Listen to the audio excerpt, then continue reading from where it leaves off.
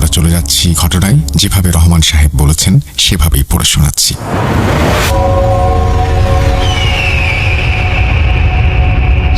আমার নাম রহমান। আমি নেত্রকোনার কোনো এক এলাকার বাসিন্দা।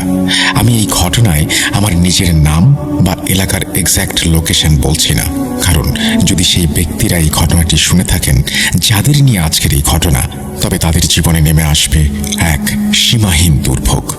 এই ঘটনাটি আজ থেকে 2 বছর আগের। আমি যেখানে থাকি সেখানে বেশিরভাগই ছোট ছোট বাড়ি এবং প্রায় সব বাড়ির লোকেরাই বাসা ভাড়া নিয়ে সেখানে বসবাস করে।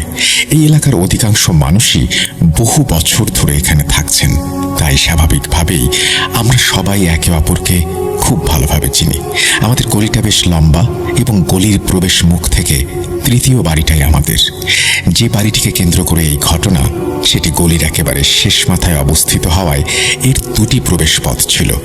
একটি প্রবেশ পথ ছিল মূল গলির ভেতরে, আর অন্যটি ছিল ওই বাড়ির ড্রয়িং রুমের দিকে, যা সরাসরি গলির পেছনের দিকে খুলত। অর্থাৎ ওই বাড়িতে আসা যাওয়ার জন্য 2টি পৃথক রাস্তা ছিল। যে পরিবারটি ওই বাড়িতে থাকতেন আমরা ওনাদের অনেক দিন যাবত চিনি। ওনারা অত্যন্ত ভদ্র এবং শালীন মানুষ হিসেবে এলাকায় পরিচিত ছিলেন। সম্প্রতি ওনারা ফুল ফ্যামিলি সহ দুবাইতে স্থানান্তরিত হয়েছেন এবং ওনাদের মা নিজের বড় ছেলের কাছে থাকার জন্য আমেরিকা চলে গেছেন। ওনারা বাড়িটা ভাড়া দিতে যখন চেয়েছিলেন তখন আমার সঙ্গে এ বিষয়ে কথাও হয়েছিল। তিনি বলেছিলেন যদি আমার পরিচিত কোনো ভালো পরিবার থাকে তাহলে আমি যেন অবশ্যই ওনাকে জানাই। উনি বাড়িটা খালি ফেলে রাখতে চাননি, কারণ ওনার মতে বাড়িটায় কেউ থাকলেই ভালো। অনেক ফ্যামিলি বাড়িটি দেখতে এসেছিল, কিন্তু তখন পর্যন্ত কাউকেই চূড়ান্তভাবে নির্বাচন করা হয়নি। তিনি চেয়েছিলেন ভাড়াটিয়া যেন কোনো পরিচিত মানুষ হয়, কারণ তিনি নিজে বিদেশ থাকবেন। তাই এমন একটি ভালো পরিবার পেলে সুবিধা হতো যেন ভবিষ্যতে পরিবারের সঙ্গে কোনো ধরনের কোনো সমস্যা না হয়, না ওনাদের নিজেদের না বাড়ির আশেপাশের লোকজনদের। ওনার হাতে সময়ও খুব কম ছিল। যাই হোক, আমার পরিচিত এমন কোনো পরিবার ছিল না যারা ঠিক সেখানেই থাকতে চাইছিল। যেহেতু ওনাদের দেশ ছাড়ার সময় প্রায় কাছাকাছি চলে এসেছিল, সেহেতু ওনারা শেষ পর্যন্ত বাড়িটি একটি প্রপার্টি ডিলারের হাতে তুলে দিলেন, যেন তিনি সবকিছু দেখে শুনে বাড়িটি ভাড়া দিতে পারেন। এরপর খুব দ্রুতই ওনারা দুবাইতে চলে গেলেন। ওনাদের যাওয়ার কিছুদিন পরেই সেই স্টেট এজেন্ট বাড়িটি ভাড়া দিয়ে দেন। আমরা যেহেতু একই গলিতে থাকতাম, তাই আসা যাওয়ার সময় আমরা একে অপরকে দেখতাম এবং চিনতাম। কিন্তু নতুন ভাড়াটিয়া কারা ছিল, কোথা থেকে এসেছে সে সম্পর্কে আমাদের কিছুই জানা ছিল না, কারণ যারা এসেছিল ওনাদের সঙ্গে খুব বেশি মালামালও ছিল না, আর ওনারা আমাদের সঙ্গে দেখাও করেননি। তাই আমরাও ওনাদের সঙ্গে আলাপ করার সুযোগ পাইনি। এমনকি মালপত্র আনার দিনেও আমরা ওনাদের বাড়ি থেকে বের হতে দেখিনি। শুধু দেখেছিলাম একটা গাড়িতে করে কয়েকজন লোক কিছু দরকারি জিনিসপত্র নিয়ে ওই বাড়িতে ঢুকছে। না ছিল কোনো আসবাবপত্র, না ফ্রিজ, না টেলিভিশন, না অন্য কিছু। এমন কোনো বড় জিনিস আমরা ওনাদের সঙ্গে নামাতেই দেখিনি। যাই হোক, আমরা প্রাথমিকভাবে ভাবলাম হয়তো ওনারা স্থানীয়ভাবে স্থানান্তরিত হওয়ার পর ওনাদের বাকি সব জিনিসপত্র নিয়ে আসবেন, কারণ আসবাবপত্র ছাড়া তো আর জীবন চলতে পারে না। ওনারা ছিলেন অত্যন্ত নিরস প্রকৃতির মানুষ, কারো সঙ্গে কথা বলতেন না, এমনকি সালাম বা কুশলাদিও বিনিময় করতেন না। মাঝে মাঝে আমরা দেখতাম ওনাদের বাড়ির 2জন পুরুষ সদস্য বাইরে থেকে কিছু জিনিস আনতে গেলেই কেবল বাইরে যেতেন। ওই বাড়ির মহিলাদের আমরা একবারও দেখিনি। শুধু একবার একজনকে ফুললি বোরখা পরা অবস্থায় বাড়ির দরজায় দাঁড়িয়ে থাকতে দেখেছিলাম।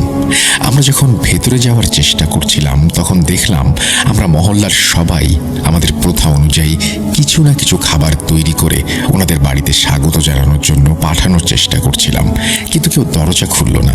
ওনাদের কাজকর্ম আমাদের কাছে বেশ সন্দেহজনক মনে হয়েছিল। ওনারা খুব অল্প সময়ের জন্য বাইরে যেতেন এবং দ্রুতই বাড়িতে ফিরে আসতেন। বাড়ির প্রতিটি দরজা এবং জানালা সবসময় শক্ত করে বন্ধ থাকত। এই সমস্ত বিষয় আমাদের জন্য বেশ অদ্ভুত ছিল। কিছুদিনের মধ্যেই মহল্লার এই পরিবারটিকে নিয়ে নানা রকম গুজব ছড়াতে শুরু করলো। এই বাড়ির ঠিক পাশের বাড়িটা ছিল আমাদের মহল্লার এক ছোট ভাইয়ের। সে একদিন মহল্লার সবাইকে জানালো যে ওই বাড়ি থেকে ছাগলের ডাকের মতো আওয়াজ আসছে। হ্যাঁ, আমি একবার দেখেছিলাম যে ওনারা একটা ছাগল নিয়ে ওই ঘরে ঢুকেছে, যদিও তখন কোরবানির বা ঈদের মৌসুম ছিল না। আমি তখন ভেবেছিলাম হয়তো ওনাদের কোনো পশুপালনের ব্যবসা থাকতে পারে। তখন আমাদের এক বুড়ো দাদু আমাকে বললেন, বাবা, জীবনটা বুঝে চলতে হয়। এই চুল তো আর রোদে সাদা হয়নি। যদি পশুপালনের খামারি হতো তাহলে কি ওনারা এভাবে একটা ছাগল নিয়ে ঘরে রাখতো? আর কেই বা নিজেদের বসবাসের ঘরে ছাগল রাখে? তুমি তো জানো এই ঘরটা তেমন বড়ও নয়। ওই দাদুর কথাগুলো একদম যুক্তিযুক্ত ছিল। আমি বললাম, আপনার ঘর তো একদম কাছে, আপনি না হয় একবার ওনাদের কাছ থেকে ব্যাপারটা জানার চেষ্টা করুন। তখন তিনি বললেন, ওরা তো কারো সঙ্গেই কথা বলে না, সালামের জবাব পর্যন্ত দেয় না। চুপচাপ বাড়ি থেকে বেরিয়ে নিজেদের কাজ সেরে আবার নিঃশব্দে ঘরে ফিরে যায়। যে মানুষ সালামের জবাব দেয় না, আমি তার সঙ্গে কিভাবে কথা বলবো বলো তো? ওরা সামনে দিয়ে এমনভাবে চলে যায় যেন কানে কিছুই শোনে না, চোখে কিছুই দেখে না। আমি নিজেও এই বিষয়টা লক্ষ্য করেছিলাম, তাই আমি প্রতিবেশীদের বলেছিলাম, আপনারা ওনাদের ওপর কড়া নজর রাখুন, নাহলে বাড়িওয়ালাকে দুবাইয়ে ফোন করে সবটা জানাতে হবে।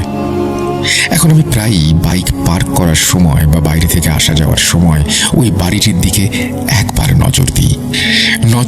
এই ভেবেছে হয়তো কাউকে বাইরে দাঁড়িয়ে থাকতে দেখব এবং তার সঙ্গে কথা বলতে পারবো, কিন্তু এমনটা কখনোই হতো না।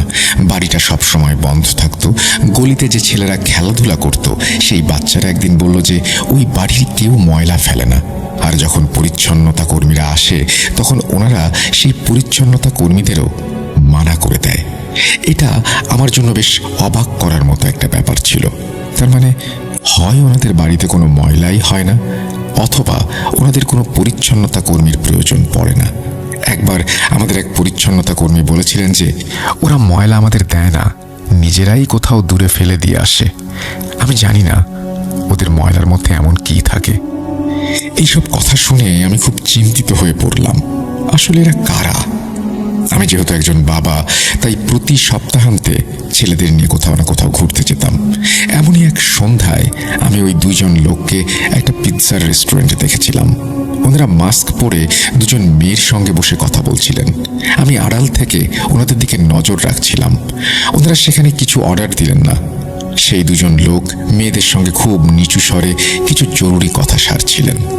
কথাগুলো কি ছিল তা দূরত্বের কারণে আমি শুনতে পাইনি, কিন্তু আমি দেখলাম মেয়েরা দুটো খাম ওই ছেলেদের হাতে তুলে দিল। ছেলেরা খাম দুটো নিয়ে একটা কাগজে কিছু লিখে সেখান থেকে চলে গেল। আর ওই দুই মেয়ে একটা রিক্সা নিয়ে নিজেদের বাড়ির দিকে রওনা হলো।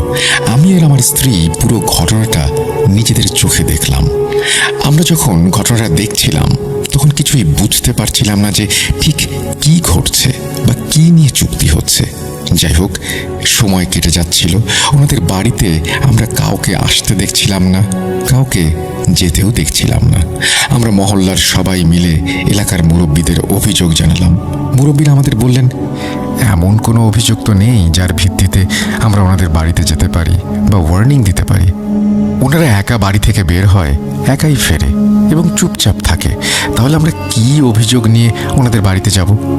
ওনারা আপনাদের সঙ্গে মেশে না বা যোগাযোগ রাখে না। আপনাদের কথাগুলো হয়তো ঠিক, কিন্তু এই সব কিছুর ওপর ভিত্তি করে ওনাদের বাড়িতে গিয়ে তো প্রশ্ন করতে পারি না। আমি তখন দুবাইতে বাড়ির মালিককে ফোন করলাম। বললাম, আপনি এই বাড়ি কাদের কাছে ভাড়া দিয়েছেন? তখন তিনিও সবটা শুনে বেশ চিন্তিত হয়ে পড়লেন। তিনি বললেন, আমি তো জানি না এরা কারা। আমি তো শেষ মুহূর্তে স্টেট এজেন্টের হাতে বাড়িটা দিয়েছিলাম, তিনি এই বাড়ি ওনাদের হাতে তুলে দিয়েছেন। আমি ভাড়ার বিষয়ে জানতে চাইলে তিনি বললেন, ভাড়া তো সব সময় চলে আসে। আমি অ্যাকাউন্ট নাম্বার চাইলে তিনি বললেন, ভাড়া আমার কাজিনের নগদ অ্যাকাউন্টে আসে, আর ওই এজেন্ট টাকাটা ট্রান্সফার করে দেয়। টাকাটা আমার কাজিনের কাছেই থাকে। তিনি হঠাৎ জিজ্ঞেস করলেন, ওনারা কি আপনাদের কোনোভাবে বিরক্ত করছে? আমি বললাম, বিরক্ত করার কথা আর কি বলবো। তখন আমি ওনাকে পুরো ব্যাপারটা খুলে বললাম। তিনি বললেন, আমি প্রপার্টি ম্যানেজারের সাথে কথা বলবো, আপনাদের জানাচ্ছি। এরপর একদিন রাতে আমি ঘুমিয়েছিলাম। হঠাৎ করে আমার খ্রিশ্চান প্রতিবেশী দৌড়ে আমার কাছে এসে বললেন, রহমান সাহেব, খেয়াল করুন, এদের আমার কাছে মোটেও ঠিক লাগছে না। আমি বললাম, কি ব্যাপার, খুলে বলুন।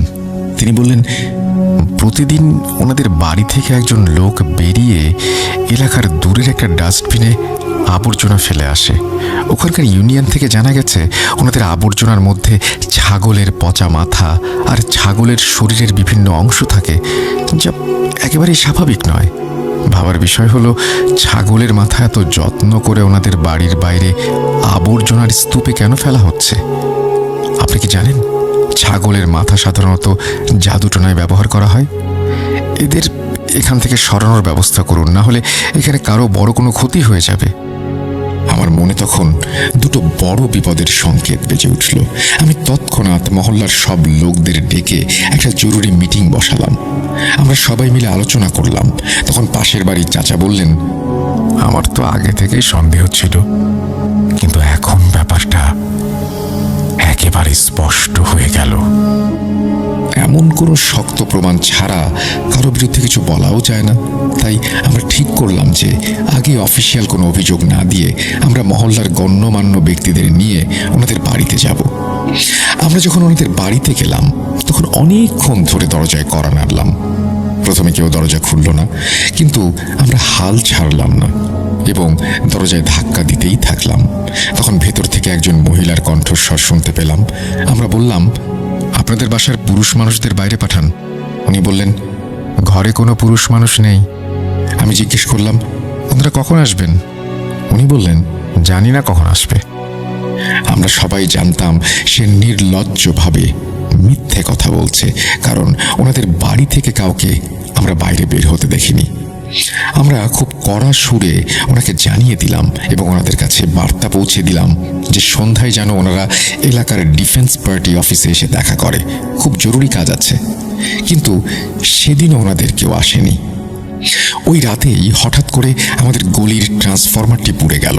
তখন ছিল প্রচণ্ড গরমের মাস, জুন মাস। যাদের বাড়িতে জেনারেটর বা আইপিএস ছিল ওনারা তো বাড়ির ভেতরেই ছিল, কিন্তু যাদের বাড়িতে জেনারেটর বা আইপিএস এর ব্যবস্থা ছিল না ওনারা সবাই গরমের কারণে বাইরে বেরিয়ে এসেছিলেন। কিন্তু আশ্চর্যের বিষয় হলো, ওই বাড়ি থেকে কেউ বের হলো না। সারা রাত বিদ্যুৎ ছিল না, তবুও ওই বাড়ির পর্দা এক চুল সরল না, জানালাও একটু খোলা হলো না। এই ঘটনা আমাদের গলির সবাইকে আরো বেশি চিন্তায় ফেলে দিয়েছিল এবং ওনাদের ওপর আমরা সবাই ভীষণ রেগে গিয়েছিলাম। একদিন আমাদের পাশের বাড়ির মেয়ে রোকসানা সন্ধ্যার সময় বাইরে বেরিয়ে এলো। বাচ্চারা তখন ক্রিকেট খেলতে যাচ্ছিল। ঠিক সেই মুহূর্তে একটা লোক ওই বাড়ি থেকে একটা বড় কালো শপিং ব্যাগ হাতে বেরিয়ে এলো। সে বরাবরের মতোই নিজের আবর্জনা ফেলতে যাচ্ছিল। রোকসানার মাথায় তখন কি ভর করলো কে জানে। সে দৌড়ে গিয়ে লোকটার হাত থেকে শপিং ব্যাগটা ছিনিয়ে নিল। লোকটা এই ধরনের আকস্মিক আক্রমণের জন্য একেবারেই প্রস্তুত ছিল না। মেয়েটা ব্যাগটা ছিনিয়ে নিল, কিন্তু সে এতটাই দৃঢ় প্রতিজ্ঞ ছিল যে লোকটা তার কাছ থেকে ব্যাগটা কেড়ে নেয়ার কোনো সুযোগই পেল না। খোলা রাস্তায় ক্রিকেট খেলার প্রস্তুতিতে মগ্ন কিছু ছেলে ওনাকে দেখছিল। পুরো মহল্লার ছোট বড় সবাই এই বিষয়টা সম্পর্কে জানত। সবাই জানত কারা এর সঙ্গে জড়িত। হঠাৎ করে এক মহিলা জোরে চিৎকার শুরু করলো। ক্রিকেট ম্যাচের প্রস্তুতিতে ব্যস্ত ছেলেদের হাতে বল ছিল। পরিস্থিতি দেখে ছেলেরা দ্রুত ওই মহিলার দিকে ছুটে গেল। ময়লার ব্যাপারটা ছেলেরাও জানত। ওই মহিলা জোরে চিৎকার করে বলল, এই ব্যাগটা ছেড়ো, এই ব্যাগটা। এই দৃশ্য দেখে ওই লোকটা বুঝতে পারল যে পরিস্থিতি তার নিয়ন্ত্রণের বাইরে চলে গেছে। সে দ্রুত তার বাড়ির দিকে দৌড়ে গেল এবং দরজা খুলে ঘরের ভেতরে ঢুকে পড়ল। ওই মহিলা চিৎকার শুনে বুঝতে পেরেছিল যে যদি সে প্রতিবাদ করে তাহলে বাচ্চারা ওকে ধরে বেদম মারবে। বাচ্চারা তখন সবাই মিলে শপিং ব্যাগটা ছিঁড়ে ফেললো। শোরগোল শুনে মহল্লার সবাই বাড়ি থেকে বেরিয়ে এলো। সবাই নিজেদের মোবাইল ফোন বের করলো, যেন প্রমাণ থাকে যে শপিং ব্যাগের ভেতরে কি আছে বা কি ছিল। আর শপিং ব্যাগটা ছিঁড়ে যেতেই ভেতর থেকে এত বাজে গন্ধ বের হচ্ছিল যে সবাই নাকে কাপড় চেপে ধরলো। ব্যাগ থেকে বের হলো পচা ছাগলের মগজ, যা পচে গলে একাকার হয়ে গেছে। মহল্লার লোকেরা তা দেখে এতটাই রেগে গেল যে ওনারা সেই বাড়িতে হামলা করে দিল এবং দরজায় জোরে জোরে ধাক্কাতে শুরু করলো। তবে ওনাদের মধ্যে একজনও বাইরে বেরিয়ে এলো না। হয়তো ওনারা সবাই ঘরে লুকিয়েছিল অথবা জানালা দিয়ে এই সব ঘটনা দেখছিল। কিছুক্ষণের মধ্যে পুলিশও এসে পৌঁছালো এবং ওনারা নিজেদের চোখে সবকিছু দেখলো। দরজায় আবার সজোরে ধাক্কা দেওয়া হলো। এবার ভেতর থেকে আবারও একজন মহিলার কণ্ঠস্বর শোনা গেল। সে বলল, কাল আপনারা মহল্লায় মিটিং ঠিক করে নিন। আমার ভাইয়েরা এখন বাড়িতে নেই। মিটিংয়ে ভাইরা এসে যাবে। আপনাদের যা বলার বাড়ির পুরুষদেরকেই বলবেন। আমরা বললাম, আমরা তো বাড়িতে পুরুষের সঙ্গে কথা বলতে এসেছি, তুমি কেন বারবার গেটের কাছে আসছো? ওদের পাঠাও। ওই মহিলা তখন বলল, এই সময় আমি বাধ্য হয়ে এসেছি, কারণ বাড়িতে এখন কোনো পুরুষ নেই। অথচ তার স্বামী আমাদের চোখের সামনেই বাড়িতে ঢুকেছিল। ওই মহিলা কিভাবে এত সহজে মিথ্যা কথা বলছিল আমরা বুঝতে পারছিলাম না। আমরা চেঁচিয়ে বললাম, তোমার স্বামী তো এই বাড়িতেই ঢুকেছে, সে কি উড়ে গেছে নাকি, না অন্য কোথাও চলে গেছে? কিন্তু সে স্পষ্টভাবে সে কথা অস্বীকার করলো। এখন বাড়িতে কোনো পুরুষ মানুষ নেই, আপনারা সন্ধ্যায় এসে কথা বলুন। আমরা তখন আর কোনো কিছু করতে পারতাম না। যদি জোর করে কিছু করতাম তাহলে অনেক বড় ঝামেলা হয়ে যেত। ওই মহিলা বেশ চালাক ছিল। যদি তেমন কিছু হতো তাহলে ওনারা সব দোষ আমাদের অর্থাৎ পাড়া প্রতিবেশীদের উপর চাপিয়ে দিত। পাড়ার সবাই এই বিষয়টা নিয়ে খুব চিন্তিত ছিল। আমি আবার দুবাইতে ফোন করে বাড়িওয়ালাকে পুরো ঘটনাটা জানালাম। তিনি তখন ওনাদের দেয়া জাতীয় পরিচয়পত্রের একটি কপি চাইলেন, যেন আমরা নিশ্চিত হতে পারি যে এই লোকটাই সেই ব্যক্তি যাকে বাড়ি ভাড়া দেওয়া হয়েছিল। এখন এই আইডি কার্ড যাচাই করার পালা। এর উপর যে ঠিকানা দেওয়া ছিল সেটি গোপালগঞ্জের। এই কাজটা সকালেই করা সম্ভব ছিল। পরের দিন সকালে আমরা 2-3 জন মিলে প্রপার্টি ডিলারের কাছে গেলাম। তখন তিনিও বেশ চিন্তিত হয়ে উঠলেন। তিনি বললেন, আমাদের কাছে তো দুই পক্ষই চুক্তি করে, আমরা কেবল দুই পক্ষকে মিলিয়ে নিই। কার আচরণ কেমন সেটা তো আমাদের জানার কথা নয়। কিন্তু আমি সন্ধ্যার মিটিংয়ে অবশ্যই আসব, আর আমরা ওনাদের নিজেদের পক্ষ থেকে বাড়ি খালি করার জন্য নোটিশ দিব। আপনারা চিন্তা করবেন না। হ্যাঁ, কিন্তু আমরা কিভাবে চিন্তা না করে থাকতাম? এখানে প্রপার্টি ডিলারেরও কোনো দোষ ছিল না। স্পষ্ট ব্যাপার হলো ওনারা কাউকে ব্যক্তিগতভাবে চেনেন না। সকাল থেকে সন্ধ্যা পর্যন্ত সবাই ওই বাড়ির দরজা একবারও খুলল না। যাই হোক, সন্ধ্যা হলো, সবাই জমায়েত হলো, কিন্তু যাদের সঙ্গে কথা বলার ছিল, যাদের জন্য এই মিটিং রাখা হয়েছিল, ওনারা সবাই উধাও। আমরা কিছুক্ষণ অপেক্ষা করলাম। যখন নিশ্চিত হলাম যে কেউই আসবে না, তখন আমরা সবাই মিলে ওনাদের দরজার দিকে এগিয়ে গেলাম। দরজায় বেল বাজিয়ে আমাদের হাত ব্যথা হয়ে গেল, কিন্তু কেউ দরজা খুলল না। তখন গেট টপকে ভেতরে যাওয়ার সিদ্ধান্ত নেওয়া হলো। গেট টপকে ভিতরে গিয়ে দরজাটা খুলে দেওয়া হলো। সব মহল্লার লোকেরা এবং জেলা পরিষদ সদস্যরা ভেতরে প্রবেশ করলেন, কিন্তু ভেতরে কাউকে পাওয়া গেল না। ঘরের ভেতর থেকে পচা মাংসের এক তীব্র দুর্গন্ধ আসছিল। ভেতরে আমরা যা কিছু দেখলাম তা আমাদের আতঙ্কিত করার জন্য যথেষ্ট ছিল। অদ্ভুত সব জিনিসপত্র দেখে আমরা হতবাক হয়ে গেলাম। দেয়ালের এখানে সেখানে কয়লা দিয়ে অদ্ভুত ভাষায় কিছু লেখা ছিল, সঙ্গে কিছু বিচিত্র চিহ্নও আঁকা ছিল। পরিষ্কার বোঝা যাচ্ছিল যে রাতের কোনো একটা সময় ওনারা পেছনের দরজা দিয়ে ঘর ছেড়ে পালিয়ে গিয়েছে। ওনাদের কাছে কোনো মালপত্র ছিল না, তাই ওনাদের জন্য পালানোও খুব সহজ ছিল। ইউনিয়নের লোকেরা আমাদের সঙ্গেই ছিল। ঘরের ভেতরে রান্নাঘরের মেঝে রক্তে ভেসে যাচ্ছিল, যা দেখে মনে হচ্ছিল অনেক দিন ধরে এখানে পড়ে আছে এগুলো। রান্নাঘরের একপাশে কিছু ধারালো ছুরি আর চাপাতি ছিল। রান্নাঘরের ক্যাবিনেটে ছাগলের মাংস ঝুলছিল, যা দেখে মনে হচ্ছিল একদিনের পুরনো, অর্থাৎ ছাগলগুলো এখানেই রান্নাবান্না জবাই করা হতো। একপাশে ছাগলের লিভার, ফুসফুস এবং হৃৎপিণ্ড পড়েছিল। পুরো বাড়িটা খালি ছিল, শুধু রান্নাঘরে 5টা প্লেট আর বিভিন্ন রেস্টুরেন্টের শপিং ব্যাগ পড়েছিল। স্পষ্ট বোঝা যাচ্ছিল যে এই বাড়িতে রান্না হতো না, কারণ প্লেট ছাড়া রান্নাঘরে মাত্র 2টো গ্লাস ছিল। কোনো বাটি বা পাতিল ছিল না, আর কিছুই দেখা গেল না। ব্যবহৃত জিনিসপত্রের মধ্যে ঘর থেকে মাত্র 6টা বালিশ পাওয়া গেল। না ছিল কোনো চাদর, না কোনো কাপড়, কিচ্ছু না। সবচেয়ে বড় কথা হলো, যখন ওপরের ঘরটা খোলা হলো, আপনারা বিশ্বাস করবেন না, আমরা সবাই ভয়ে আমাদের চোখ ফিরিয়ে নিলাম। চোখ দুটো শক্ত করে বন্ধ করে নিলাম। আমরা চাইনি ওই নোংরা দৃশ্য আমাদের চোখে পড়ুক। সেটা ছিল এক অত্যন্ত ভয়ঙ্কর দৃশ্য। এমন শয়তানও আমাদের মধ্যে আছে যারা শুধুমাত্র কিছু টাকার জন্য মানুষের হাসি খুশি জীবন নষ্ট করে দেয়।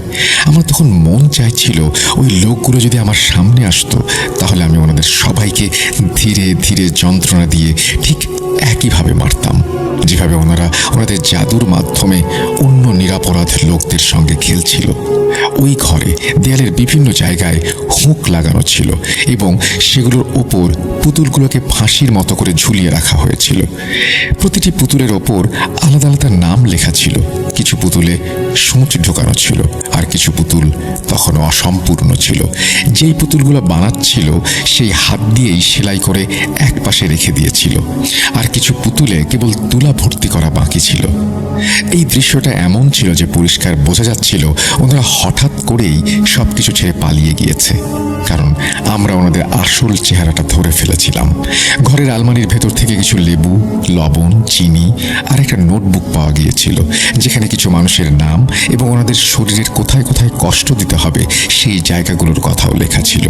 আর একটা ছোট কাগজে 4-5টা নাম আর তাদের কাছ থেকে পাওনা টাকার বিস্তারিত বিবরণ ছিল।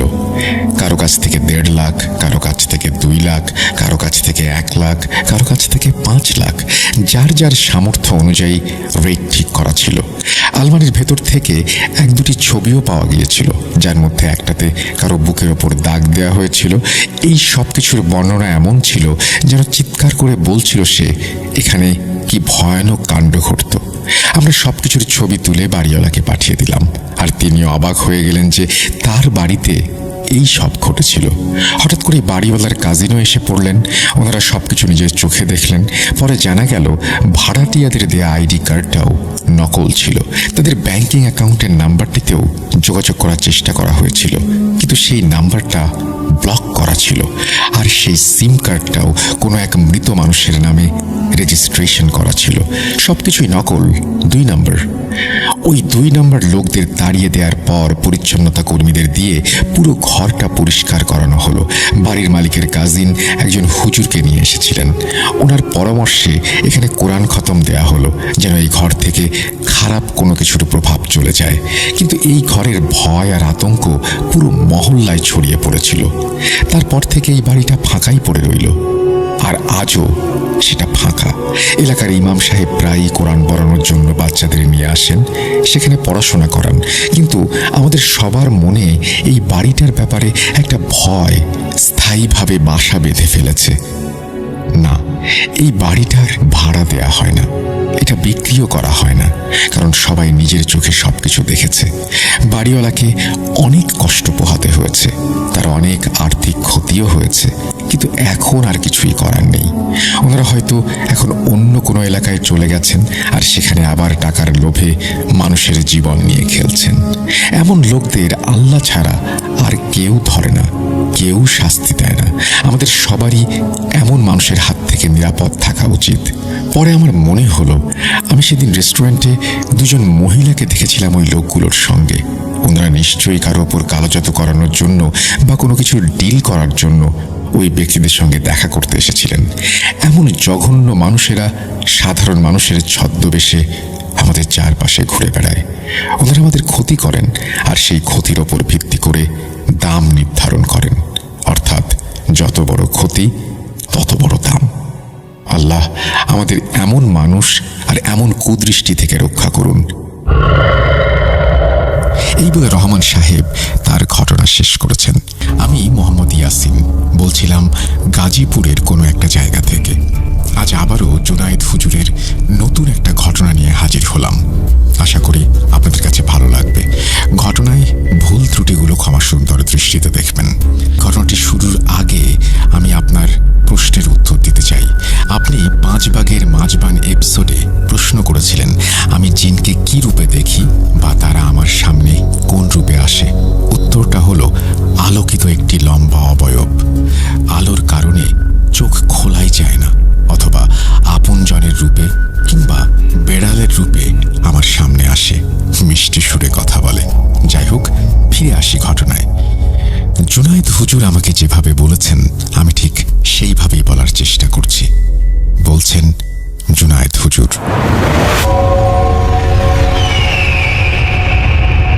অন্ধকার একটি রাতে আমি কোনো এক কাজে পাশের গ্রাম থেকে বাড়ি ফিরছিলাম। নিজ গ্রামে 2টি গ্রামের সীমানায় কেন্দ্রীয় কবরস্থান। এই কবরস্থানে সব ধরনের মানুষকে কবর দেয়া হয়। ওই কবরস্থানকে ঘিরে অনেক ঘটনা। তো আমি কবরস্থানের সীমানার কাছাকাছি চলে আসলাম। একাই হাঁটছি। রাস্তার একটি কুকুরকেও দেখা যাচ্ছে না। কবরস্থানের মূল গেইটে পৌঁছাতেই আমার শরীর ভার হয়ে যায়। হঠাৎ কোথা থেকে একটি কালো কুচকুচে কাক এসে থাপা মেরে আমার টুপিটা নিয়ে চলে যায় কবরস্থানের ভেতরে। এইবার আমি কবরস্থানের দিকে মুখ ফেরাই।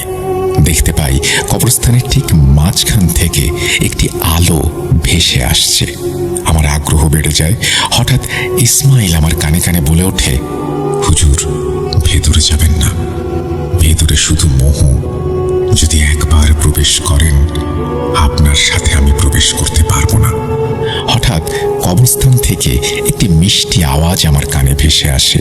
আমি ইসমাইলের কথার তোয়াক্কা না করে কবরস্থানে প্রবেশ করলাম। মনে হচ্ছিল কোনো একটা কিছু আমাকে টেনে নিয়ে যাচ্ছে সেই মিষ্টি সুরের দিকে। হঠাৎ আমি হোঁচট খেয়ে পড়ে যাই। একটি গর্তের মধ্যে গিয়ে পড়ি। তখন আমার মোহ ভেঙে যায়। দেখতে পাই একটি পুরনো ভাঙা কবর। হঠাৎ আমার হাতে শক্ত একটা কিছুর স্পর্শ লাগলো। টান দিতেই দেখি একটি হাড়। আমি ভয়ে কেঁপে উঠলাম। হঠাৎ কবরের সামনে থেকে কর্কশ কণ্ঠে কেউ বলল, কিরে, তুই আমার ঘরে কি করিস? বুঝেছি, আজ তোকে বলি দেয়া হবে। আমি কিছু বুঝতে পারছিলাম না। কি আবার বলি দেবে আমাকে? এবার আমি মনে সাহস সঞ্চার করে বিসমিল্লাহ বলে কবর থেকে এক লাফে উঠে আসি। কিন্তু রাত যত বাড়ছে ততই অন্ধকার হচ্ছে। আকাশের দিকে তাকাতেই বুঝতে পারলাম আজ অমাবস্যার রাত। হায় আল্লাহ, এ আমি কি বিপদে পড়লাম! দিক বিদিক হয়ে আমি ছুটতে শুরু করি, কিন্তু কবরস্থান থেকে বের হওয়ার কোনো রাস্তা খুঁজে পাচ্ছিলাম না। হঠাৎ আবার একটি গর্তে পড়ে যাই। হঠাৎ সেই শোনা পুরনো কর্কশ কণ্ঠস্বরটা আবারও ভেসে আসে, কিরে, আর কত দৌড়াবি? দৌড়ে কোনো লাভ নেই। আসলেই আমি আবার সেই স্থানেই চলে এসেছি। উপায় না পেয়ে আমি আবার কবর থেকে বের হয়ে আসি। সারা শরীর রক্তের দাগ। হঠাৎ একদল কাক উড়ে এসে আমার মাথার উপরে কাকা আওয়াজ শুরু করলো। আমি আমার কান ধরে বসে পড়ি, মনে মনে আল্লাহকে স্মরণ করি। সেই মুহূর্তে আমার মনে কোনো দোয়া আসছিল না। হঠাৎ আমার কানে সেই মিষ্টি সুর ভেসে উঠল। আমি যেন আবার বিমোহিত হয়ে ছুটে চললাম সেই আওয়াজের দিকে। কতক্ষণ যে হেঁটেছি আমার মনে নেই। হঠাৎ আমি লাফ মেরে উঠি। আমার মোহ ভেঙে যায়। দেখতে পাই এক ৮০-৯০ বছর বয়সী লোক বসে বসে কি যেন বিড়বিড় করছে।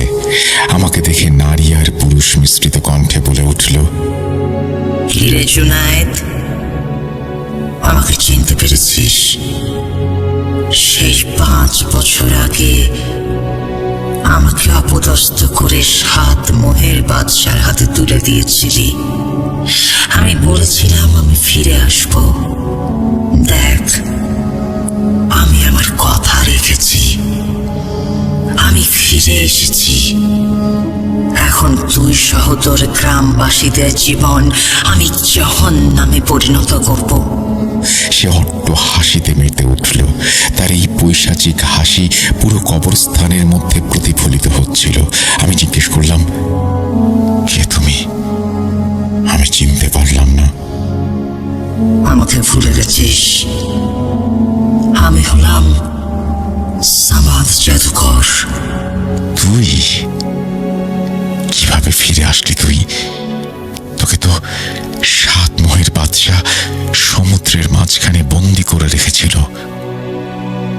প্রিয় শ্রোতা বন্ধুরা, এখন নিশ্চয় জানতে ইচ্ছে করছে কে এই সামাদ জাদুকর যাকে ৭ মোহের বাদশাহ বন্দি করেছিল। তাহলে আমাদের ফিরে যেতে হবে অতীতের ৫ বছর আগে। তো চলুন অতীতের ছেঁড়া পৃষ্ঠাটি আর একবার উল্টাই। সময়টা তখন শীতকাল। গ্রামের মানুষরা নিশ্চিন্তে তাদের দিন অতিবাহিত করছে। কিন্তু একদিন এক মুসাফির আসে আমাদের গ্রামে। জীর্ণ শীর্ণ অবস্থা তার। দেখে মনে হচ্ছিল অনেক দিন ধরে কিছু খায়নি। তো গ্রামের দক্ষিণ দিকে আমাদের হিন্দু সম্প্রদায় মানুষদের একটি বিরাট বট গাছ ছিল। তারা সেই বট গাছে বিভিন্ন ধরনের মানত করত। তো সেই মুসাফির ওই বট গাছটিতে গিয়ে আশ্রয় নিল। তার এই খারাপ অবস্থা দেখে হিন্দু ভাই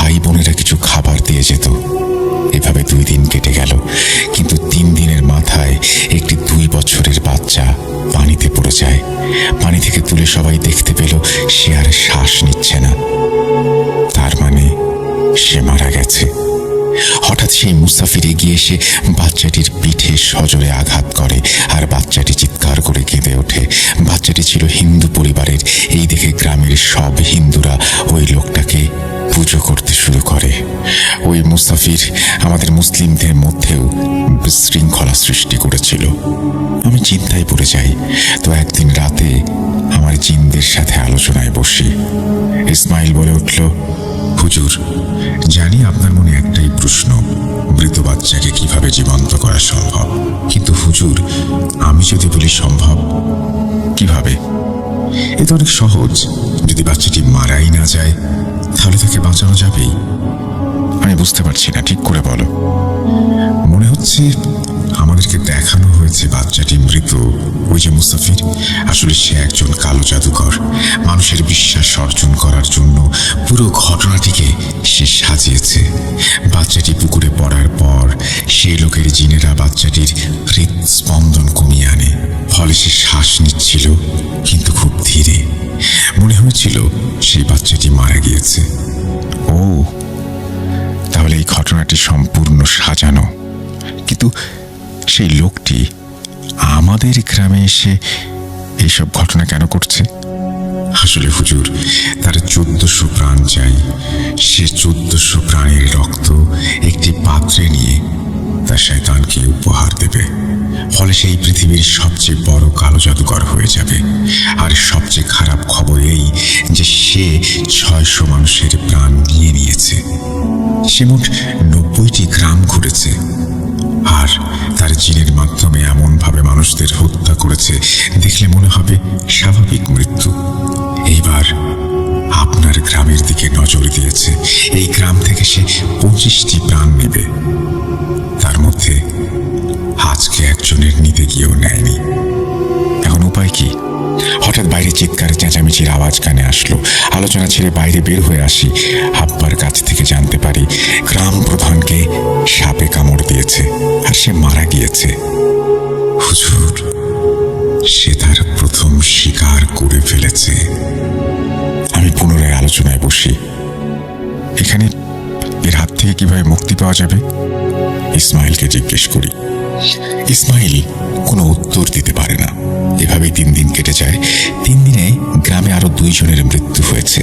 একজন পানিতে পড়ে, আরেকজন গাছ থেকে পড়ে। আর প্রত্যেক মৃত্যুর পর বেশ খানিকটা রক্ত ওই পুরনো বট গাছে পাওয়া গেছে। আর ওদিকে সেই লোকটি হাতের খেলা দেখিয়ে মানুষকে নিজের দিকে আকৃষ্ট করছে। মানুষজন কাজ ছেড়ে দিয়ে সারাদিন ওই লোকের পায়ের কাছে পড়ে থাকে। শুধু হিন্দুরাই নয়, মুসলমান 2টি পরিবারের ওপরও এই আসর পড়েছে। সে বিভিন্ন ধরনের জাদু দেখাতো। বেড়ালকে সাপ বানিয়ে ফেলতো, বটগাছের নিচে হাত দিয়ে টাকা বের করে আনতো, আরো কত কি। তো এই সব দেখে গ্রামের সব মসজিদের ইমাম সাহেবেরা চিন্তিত হয়ে পড়েন। তো একদিন ইমাম সাহেবেরা সহ গ্রামের বিজ্ঞ লোকেরা আমার বাড়িতে এসে এই সমস্যার সমাধান চান। প্রথমে আমি রাজি হইনি, কারণ একে সরানো এত সহজ নয়। কিন্তু তাদের জোড়াজুড়িতে কিছুদিন সময় চেয়ে নেই।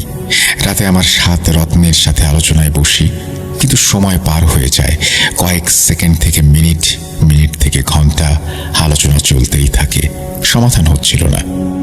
হঠাৎ আলিফ বলে উঠল, আচ্ছা, এই লোক এমন কেন যাকে পরাজিত করতে এত আলোচনা করতে হয়? সে কি কোনো রাজা, বাদশা নাকি? আমি বললাম, 1 মিনিট, তুমি কি বলতে চাও? বলছি, সে কি কোনো বাদশা নাকি? ঠিক, সমাধান পেয়ে গেছি। ইসমাইল বলল, হুজুর, কি সমাধান পেয়েছেন? আরে, আমরা তো 7 মোহের বাদশার কথা ভুলেই গিয়েছি।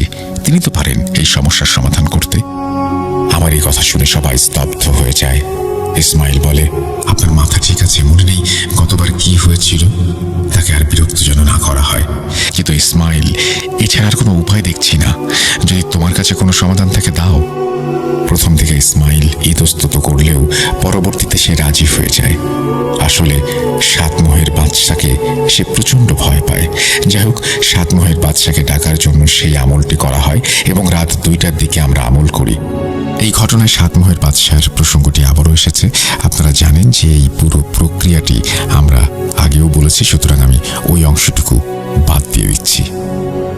সাতমোহের বাদশা চলে যাওয়ার পর গ্রামবাসীদের নিয়ে আমি সামাদ জাদুকরের ডেরায় পৌঁছাই। ওই জাদুঘরের জিনদের আমার জিনেরা নানান রকম ভাবে আয়ত্তে নিয়ে আসে, আর আমরা জাদুঘরকে পেটাতে পেটাতে মেঘনা নদীতে ফেলে দেই। পরবর্তীতে জানতে পারি সাতমোহের বাদশা তার অধীনে থাকা জিনদের মাধ্যমে সাগরের ঠিক মাঝখানে তাকে বন্দি করে রেখেছে, যাতে সে আর খারাপ কাজ করতে না পারে। প্রিয় শ্রোতা বন্ধুরা, সময় এসেছে অতীতের পৃষ্ঠাটি বন্ধ করে বর্তমানে ফিরে আসার। সামাদ জাদুকর রহস্যের হাসি হেসে বলে উঠল, তুই যে আমার জিনদের সমুদ্রের মাঝখানে ফেলে দিয়েছিলি, এক মাছ ধরার জালে সেই কাঁচের বোতলটি উঠে আসে, আর বোতল খুলতেই আমার জিনেরা মুক্ত হয়ে ওই দ্বীপ থেকে উদ্ধার করে। এখন তোর কি হবে তুই ভেবে দেখ। তুই আমার কিছুই করতে পারবি না, তোর ধ্বংস হবে ইনশাল্লাহ আমার হাতেই হবে। এইবার তার হাসি থেমে যায়, তার চোখ রক্তবর্ণ ধারণ করে, গলা থেকে গড় গড় আওয়াজ বেরোতে শুরু করে, তার পেছন থেকে কালো দুটো অবয়ব আমার দিকে আসতে শুরু করে। আমি মনে মনে ইসমাইলকে স্মরণ করছিলাম, কিন্তু তার কোনো দেখা পাচ্ছিলাম না। হঠাৎ দেখতে পাই কালো জাদুকরের সামনে দুটি বড় পেয়ালা রাখা, আর পেয়ালা দুটোতে রক্ত। সেই পেয়ালা থেকে তীব্র বাজে গন্ধ আসছে। সে অবয়ব দুটি এক নিঃশ্বাসে সেই রক্ত পান করে। এই দেখে আমি আর সহ্য করতে না পেরে সেখানেই বমি করে দেই। এইবার আস্তে আস্তে শব্দ মনে পড়ছিল। আর দেরি না করে কবরস্থান থেকে এক মুঠো মাটি নিয়ে আয়াতুল কুরসি পড়ে ফু দিয়ে ওই মাটি দুই অবয়বের দিকে ছুঁড়ে মারি। এক চিৎকার দিয়ে অবয়ব দুটো উধাও হয়ে যায়। ঘন কালো অন্ধকার, কবরের মধ্যে কেবল আমি আর সামাদ জাদুকর। আশেপাশে থেকে প্যাঁচার ডাক ভেসে আসছিল। হঠাৎ পেছনে ফিরে দেখতে পাই সাত রত্নরা আমার দিকে আসছে, সাথে রয়েছে গ্রামবাসী। এবার আমি কালো জাদুকরকে বলি, কিরে এখন কোথায় পালাবি? কালো জাদুকর রেগে আগুন হয়ে গিয়েছে। এক লাফে আমার সামনে এসে আমার হাত কামড়ে ধরে। আমি চিৎকার দিয়ে অজ্ঞান হয়ে যাই। তারপর কি হয়েছিল আমার মনে নেই। সকালে আমি নিজেকে আমার বাড়ির বিছানায় আবিষ্কার করি। হাত পায়ে প্রচণ্ড ব্যথা, কিন্তু কামড়ানোর কোনো দাগ নেই। আমি ইসমাইলকে জিজ্ঞেস করি কি হয়েছিল। ইসমাইল বলল, আপনাকে বারবার মানা করার পরেও আপনি সেই কবরস্থানে ঢুকে পড়েছিলেন। তাই দেরি না করে আমি মসজিদের ইমাম সাহেবের কাছে গিয়ে সব খুলে বলি। তারপর তিনিই গ্রামবাসীদের একজোট করে কবরস্থানে নিয়ে আসেন। প্রায় 4 ঘন্টা আপনাকে খুঁজেছি, কিন্তু পাইনি। যেই ফজরের আজান দেয়া হলো, তখনই দেখি আপনি কবরস্থানের ঠিক মাঝখানে অজ্ঞান হয়ে পড়ে রয়েছেন। তারপর ধরাধরি করে আপনাকে বাড়ি নিয়ে আসা হয়। এখন বলুন তো কি হয়েছিল? আমি তাদেরকে সব ঘটনা খুলে বলি। এবার হুদ বলল, হুজুর তাহলে তো সমস্যা।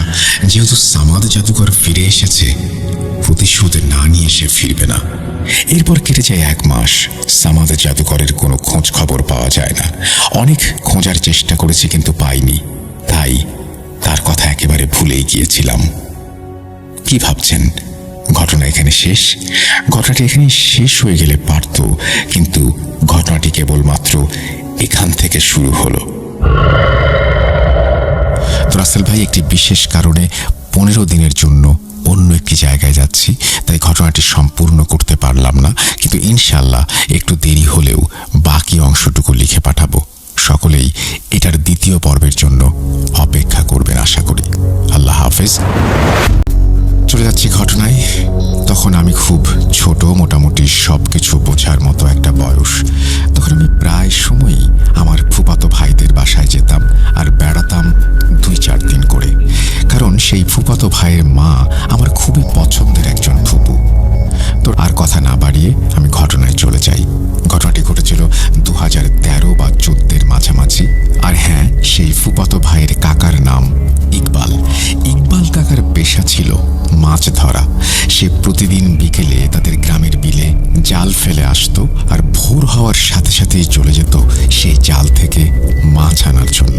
যেই দিনের ঘটনা, সেই দিনটি ছিল শুক্রবার, আর সেই দিনই আমার পরিবার সহ আমরা সবাই যাই সেই ফুফাতো ভাইয়ের বাড়িতে। আর ইকবাল ইকবাল কাকা আমাদের খুব পছন্দ করতেন, তাই আমাকে দেখে বললেন, ভাতিজা চলো নদীতে যাই, মাছ ধরার জন্য জাল রাখবো নদীতে, বাড়িতে এসে তোমাদের সাথে জমিয়ে গল্প করব। বরাবর আমি রাজি হয়ে গেলাম। চলে গেলাম সেই বিলে। বলে রাখা ভালো যে সেই বিলের এক পাশে ছিল একটা নিম গাছ, আর গাছটার পাশে একটা কবর।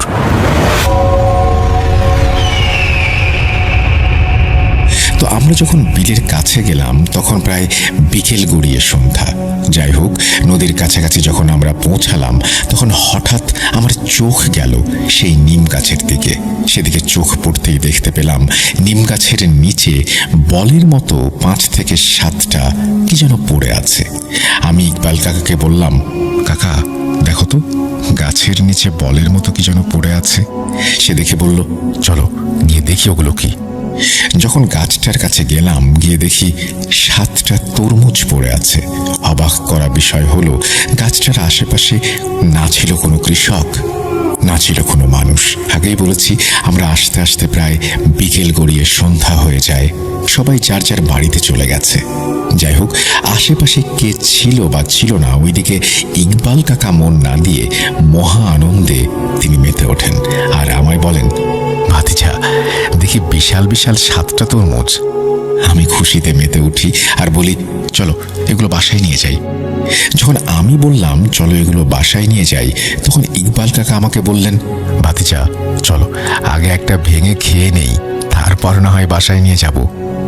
ইকবাল কাকা একটা তরমুজ ভাঙলেন আর আমায় কিছু অংশ দিলেন খেতে। তবে একটা মজার বিষয় হলো তরমুজটা ছিল অত্যন্ত মিষ্টি আর খুব রসালো, ভালোই লাগছিল। দুজনে তৃপ্তি সহকারে খেলাম। আর সেই সঙ্গে কখন যে সন্ধ্যা গড়িয়ে রাত হয়ে গেছে একবারের জন্যও মনে নেই আমাদের। আর যেহেতু আমি অতটা বড় ছিলাম না, তাই ভয়ে ভয়ে কাঁপা কাঁপা স্বরে কান্নারত অবস্থায় বলতে লাগলাম, ইকবাল কাকা চলো বাড়িতে যাই, আমার খুব ভয় লাগছে। আমার এমন কান্না দেখে ইকবাল কাকা অভ্যস্ত। হাসতে হাসতে বললেন, আরে এত বড় ছেলে ভয় পায়, ভয় পাওয়ার কিছু নেই, আমি তো আছি। এই বলে তিনি নৌকা থেকে একটা বড় বস্তা নিয়ে আসলেন আর সেই বস্তায় করে বাকি 6টা তরমুজ নিয়ে আমরা রওনা দিলাম বাড়ির উদ্দেশ্যে। যাই হোক, যখন আমরা বাড়িতে গিয়ে পৌঁছালাম তখন প্রায় রাতের খাবারের সময় হয়ে গিয়েছে। আমি চলে গেলাম খাওয়া দাওয়া করতে আর ইকবাল কাকাও চলে গেলেন তার ঘরে। এতটুকু পর্যন্ত সবকিছু ঠিকঠাকই ছিল, এর মাঝে কোনো রকমের কোনো সমস্যা হয়নি। একটা সময় আমরা সবাই খাওয়া দাওয়া শেষ করে বাড়ির উঠোনে এসে বসলাম গল্প করার জন্য। তখন ইকবাল কাকাও বসে আছেন আমাদের মাঝে। ইকবাল কাকা পরীদের নিয়ে গল্প বলতে লাগলেন আর আমি খুব মনোযোগ দিয়ে তার গল্পগুলো শুনতে লাগলাম আর চলে যেতে লাগলাম গল্পের রাজ্যে। ঠিক এমন সময় আমার ফুফাতো ভাই একটা তেলের পিঠা খেতে খেতে এসে বলল, কাকা মামানি আর মা পিঠা বানাচ্ছে, তোমায় বলেছে পিঠা খাওয়ার জন্য। হ্যাঁ, তখন আমার মা, আমার কাকি এবং আমার ফুফু পিঠা বানাচ্ছিল। যাই হোক, আমরা তখন ইকবাল কাকাকে বলতে লাগলাম, কাকা গল্প শেষ না করে কিন্তু যাওয়া যাবে না, আগে গল্প শেষ করো তারপর পিঠা খেতে যাবে। যখন সবাই এমনভাবে বলতে লাগলাম তখন আমি একটা বিষয় খেয়াল করলাম যে আমরা এতগুলো মানুষ ইকবাল কাকাকে এতক্ষণ ধরে যা যা বলছিলাম সে কিছুই মন দিয়ে শোনেনি, কারণ তার নজর ছিল আমার ফুফাতো ভাইয়ের হাতের পিঠার দিকে। যখন আমি দেখছি আমার কথায় তিনি কোনো সাড়া শব্দ করছেন না, তখন আমি হাঁটু ধরে বললাম, কাকা পিঠা খেতে পারবে, আগে আমাকে গল্প শোনাও। তখন সে আমার দিকে রাগান্বিতভাবে তাকিয়ে বলল, আগে পিঠা খাবো তারপর গল্প বলবো। যখন সে আমার দিকে তাকালো, এমনভাবে তাকালো তার চোখগুলো যেন আগুনের মতো জ্বলজ্বল করছিল এবং তার মুখ থেকে তরল জাতীয় পানি পড়ছিল। ইকবাল কাকাকে এমন অবস্থায় দেখে বাকি সবাই সহ আমরা চিৎকার দিয়ে উঠলাম এবং যে যার ঘরে চলে গেলাম। আমি আগেই বলেছিলাম মোটামুটি বোঝার বয়স ছিল তখন। আমি ইকবাল কাকার হঠাৎ এমন পরিবর্তন দেখে আমার মাকে সবকিছু বলতে যাব, ঠিক তখনই আমার ফুপা বাজার থেকে আসলেন আর বললেন, এদিকে আসো, তোমাদের জন্য বাজার থেকে কি কি নিয়ে এসেছি দেখো। তখন আমি ফুপার কাছে চলে যাই আর ভুলেই যাই কিছুক্ষণ আগে কি ঘটেছিল। যাই হোক, এর পরের ঘটনা বলছেন আমার মা। যখন ইকবাল কাকা আমাদের কাছ থেকে রান্নাঘরে যান পিঠা পিঠা খাওয়ার জন্য, তখন তিনি স্বাভাবিকই ছিলেন। রান্নাঘরে গিয়ে আমার কাকিকে বললেন, ভাবি পিঠা দেন, পিঠা খাবো। তখন কাকি বলেন, ভাই একটু অপেক্ষা করেন, গরম গরম পিঠা দিচ্ছি। তখন কাকা কাকির দিকে ভ্রু কুঁচকে তাকিয়ে বললেন, অপেক্ষা করতে পারবো না, আমাকে এখনই পিঠা দিতে হবে, এখনই লাগবে। তার এই আচরণে কাকি একটু অবাক হন। সঙ্গে সঙ্গে ইকবাল কাকা ঘুরে যান আমার ফুপুর দিকে।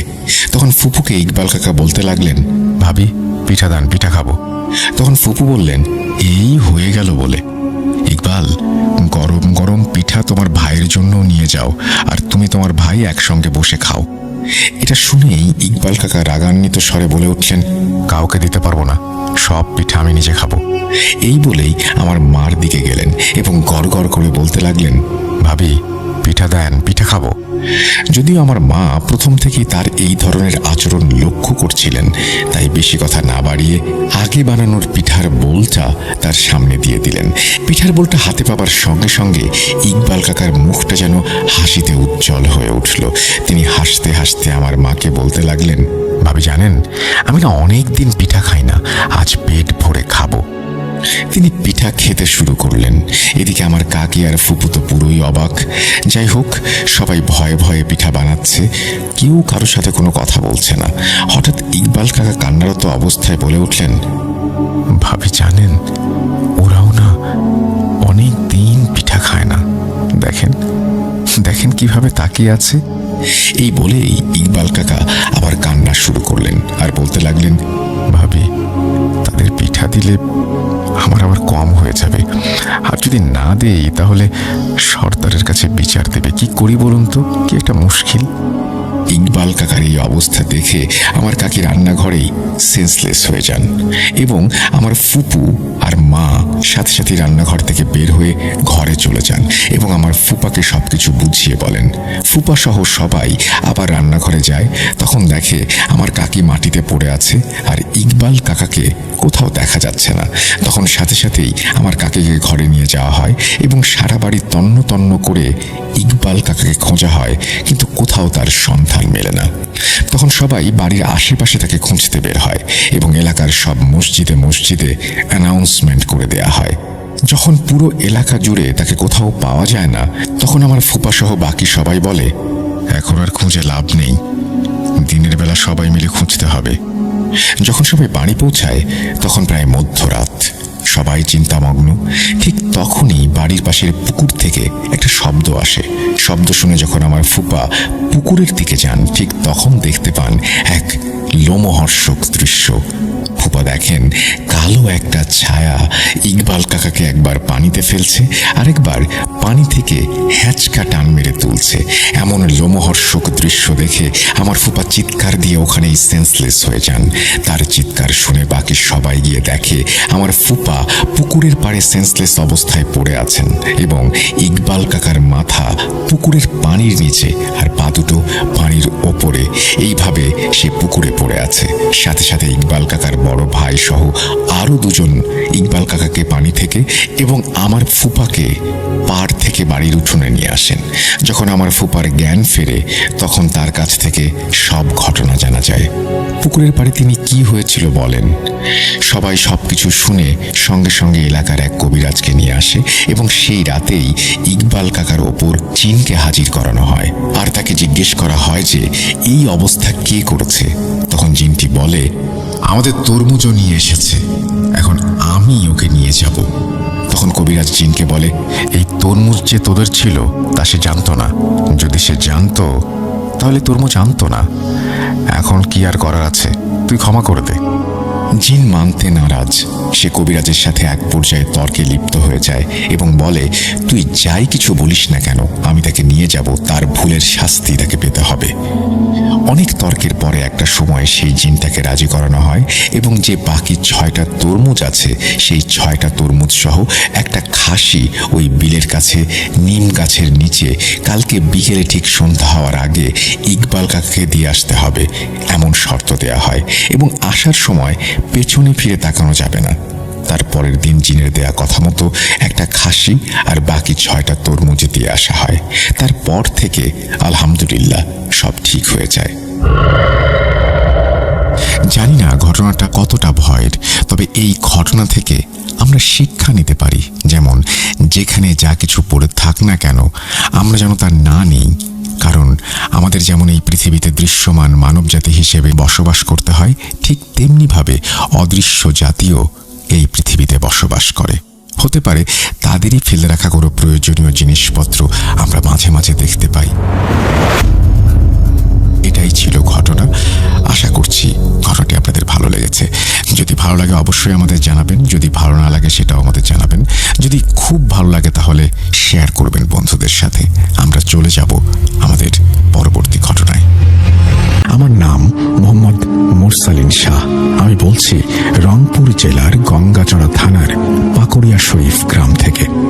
আমার পক্ষে স্টুডিওতে এসে ঘটনাটি বলা সম্ভব নয়, তাই ঘটনাটি ইমেল করে পাঠালাম। যদি ভালো লাগে পড়ে শোনালে আনন্দিত হব। চৈত্র মাসের শেষে বৈশাখের শুরুতে প্রতি বছরের মতো সে বছরও মেলা বসেছে, কিন্তু সেটা হিন্দুদের চড়ক পূজাকে কেন্দ্র করে এই মেলার আয়োজন করে হিন্দুরা। তবে হিন্দুদের ভাষায় এটা মেলা না, তারা এই অনুষ্ঠানকে বান্নি বলে। হিন্দুরা আয়োজন করলেও সমাগম ঘটত মুসলমানদেরও। বান্নিতে মোয়া মুড়ি আর রসে ভরা জিলাপি কেনার একটা দারুণ প্রচলন ছিল, তাই বান্নিতে মোয়া মুড়ি আর জিলাপির দোকান বেশ জাঁকজমক থাকত। চড়ক পূজাকে কেন্দ্র করে বান্নি বিকেল বেলা থেকে শুরু করে সন্ধ্যা অবধি চলত, কিন্তু দোকানপাটগুলো রাত অবধি ঝমঝমাট থাকত। বান্নিতে সেদিন শরণার্থীদের মাঝে জামশেদ আলী উপস্থিত ছিলেন। বান্নি বসত মূলত হিন্দুদের শ্মশান ঘাটে, যেখানে তারা বরাবরই মৃতদের পোড়ায়। নদীর ওপারে বসত বান্নি। মানুষের পারাপারের কোনো অসুবিধা ছিল না, কারণ চৈত্র বৈশাখ মাসে নদীতে হাঁটু জল থাকত। জামশেদ আলী সেদিন বান্নিতে রাত করে ফেলেছিলেন। সেদিন কিছু মোয়া মুড়ি আর জিলাপি কিনে বাড়ির উদ্দেশ্যে রওনা দিলেন তিনি। ঘাটেই একজন লোককে তিনি দেখতে পেলেন একজন দোকানদার তার কাজ শেষ করে বাসায় ফিরছে। লোকটা তার মোয়া মুড়ি আর জিলাপির ভার নিয়ে এগোতে পারছিল না, অথচ তেমন বেশি সদাইও তার ভাড়ের মধ্যে ছিল না। এতক্ষণ সে ঠিকই বয়ে নিয়ে এসেছে তার ভার, কিন্তু নদীর কাছে এসে মোয়া মুড়ি আর জিলাপির দুইটি ধামায় আশ্চর্যভাবে বেশি ওজন অনুভব করতে শুরু করেন, তাই এগোতে পারছিলেন না। ভয়ে লোকটি আরো দুর্বল হয়ে পড়েছিলেন আর কারো জন্য অপেক্ষা করছিলেন। জামশেদ আলী উক্ত ব্যক্তির কাছে গেলে উক্ত ব্যক্তি তাকে সবকিছু খুলে বলে। জামশেদ আলী তখন উক্ত ব্যক্তির কথা তাচ্ছিল্য করে উড়িয়ে দেয় এবং তার সদাইয়ের ভার নিজের কাঁধে নেয়।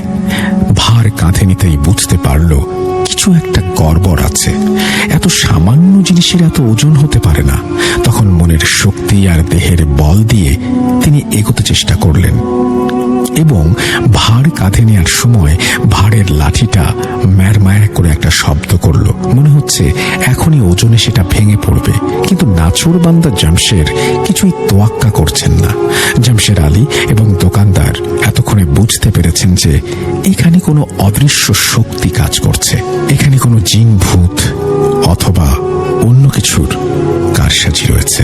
কিন্তু জামশেদ আলীও একঘেয়ে নাছোড়বান্দা। ভার কাঁধে নিয়ে তিনি নদীতে নামলেন। খলখল করে সর্বস্ব শক্তি প্রয়োগ করে নদী পার হলেন দুজনেই। নদী পার হয়েই জামশেদ আলী করলেন এক বিরাট ভুল। কাঁধ থেকে ভার নামিয়েই সেখানেই খাওয়া শুরু করে দিলেন এবং কিছু সদাই সাথে নিলেন। তারপর দোকানদার ব্যক্তি ভার কাঁধে নিলেন। ভারের ওজন স্বাভাবিক লাগলো এবং তিনি তার বাড়ির উদ্দেশ্যে চলে গেলেন। এদিকে জামশেদ আলীর সাথে শুরু হলো এক অদ্ভুত ঘটনা। স্বাভাবিক দুনিয়াটা হয়ে গেল নরকের মতো। চারপাশে নিস্তব্ধতার ভেতরে শুরু হলো ভয়ের ভয়ঙ্কর ফিসফিসানি। গুটি গুটি পায়ে পায়ে তিনি হাঁটছেন। তার চারপাশে বিশাল বিশাল কয়েকটি ছায়া। একটি ছায়া থেকে কঙ্কালের মাথা যেন ধপাস করে মাটিতে পড়ল। মাটিতে পড়েই তা চূর্ণ বিচূর্ণ হয়ে গেল। আবার কোনো ছায়া ঢোল বাজাচ্ছে, কোনো ছায়া আগুনের কুণ্ডলী হয়ে একটা থেকে দুইটা, দুইটা থেকে তিনটা, আবার পুনরায় একটা হয়ে যাচ্ছে। আবার কোনো ছায়া বিকৃত সব রূপ নিচ্ছে। বুকে সাহস আর ধরে রাখতে পারলেন না জামশেদ আলী। ভয়ে গুরুম গুরুম মেঘ ডাকার মতো মনে হচ্ছিল বুকের ভেতর। তীব্র খরায় ফেটে যাওয়া জমিনগুলোর মতো ফেটে যাচ্ছে জামশেদ আলীর কলিজা। দুর্বল এবং নাজেহাল অবস্থা হয়ে গেল তার। অদৃশ্যের তাণ্ডব লীলায় জামশেদ আলী কুপকাত হয়ে গেছেন ততক্ষণে। মনের দেহের সমস্ত শক্তি হারিয়ে বার্ধক্যকে বরণ করে নিতে হলো তাকে। কোনো রকমে হামাগুড়ি দিয়ে তিনি বাড়ি ফিরলেন। বাড়িতে এসেই পানি চাইলেন জামশেদ আলী তার স্ত্রীর কাছে। তার স্ত্রী তাকে কিন্তু স্বাভাবিকভাবে নিলেন না। তার স্ত্রী জানতে চাইলেন হঠাৎ করে কি হলো তার। তখন তিনি সবকিছু খুলে বললেন। তখন তার স্ত্রী তাকে গোসল করার পরামর্শ দিলেন, কিন্তু জামশেদ আলী তা না করে সেখানে আরেকটা ভুল করে বসেন। পেটের ভোজন পোক্ত করে ঘুমোতে গেলেন তিনি, এবং শুরু হলো অবাক করা ঘটনা। টিনের চালে ধপাস করে কি যেন পড়ল। অমনি সবার গায়ের লোম খাড়া হয়ে গেল। পুরো পৃথিবী যেন তার জন্য অভিশাপ হয়ে দাঁড়ালো।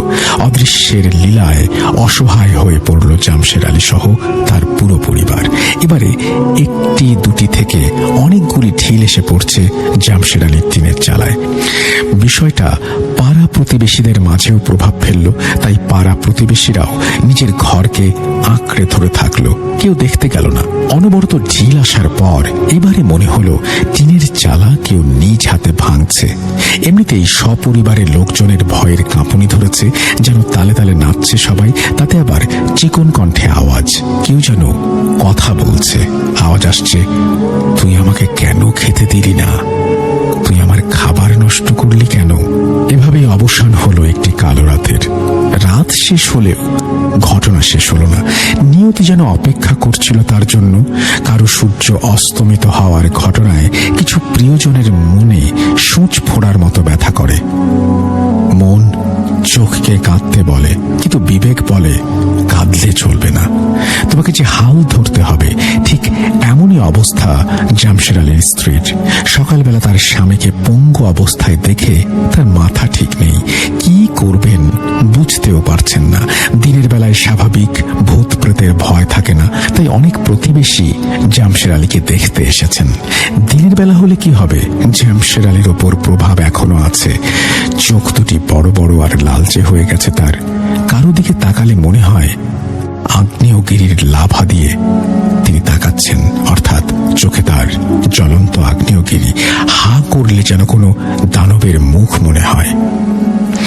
আর কণ্ঠস্বরটাও ভীষণ অচেনা। কিন্তু সময়ের সাথে সাথে তার পাগলামি বাড়তে থাকে। ঘর থেকে তিনি বেরিয়ে পড়েন, নানান ধরনের কাণ্ড কারখানা করেন।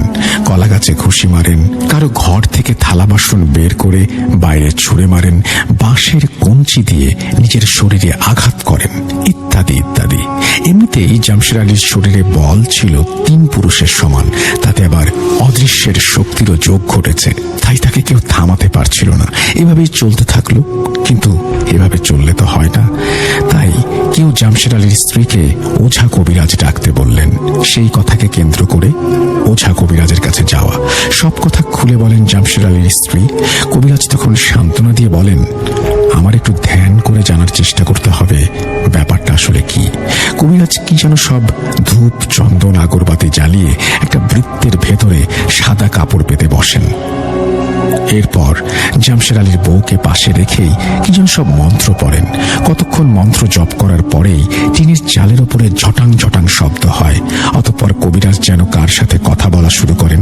কিছুক্ষণ কথা বলার পর কবিরাজের ভ্রু যেন কুঁচকে গেল। ব্যাপারটা গুরুতর বলে জানালো কবিরাজ। জামশেদ আলীকে 7 ভাই বোন মিলে আকৃষ্ট করেছে। এক এক সময় এক একজন জামশেদ আলীর গায়ে ভর করছে। কবিরাজ যদি একজনকে বন্দী করেন তাহলে অন্যজন খেপে যাবে। তাই বিষয়টা জটিল এবং গুরুতর। জামশেদ আলীর স্ত্রী জানতে চাইল কি উপায় আছে, তাহলে কিভাবে সুস্থ করা যাবে তার স্বামীকে। উত্তরে কবিরাজ আশ্বাস দিয়ে বললেন, আজকে আমার কিছু যোগ্য আছে, আগামীকাল যাব। অতঃপর জামশেদ আলীর স্ত্রী ফিরে আসেন।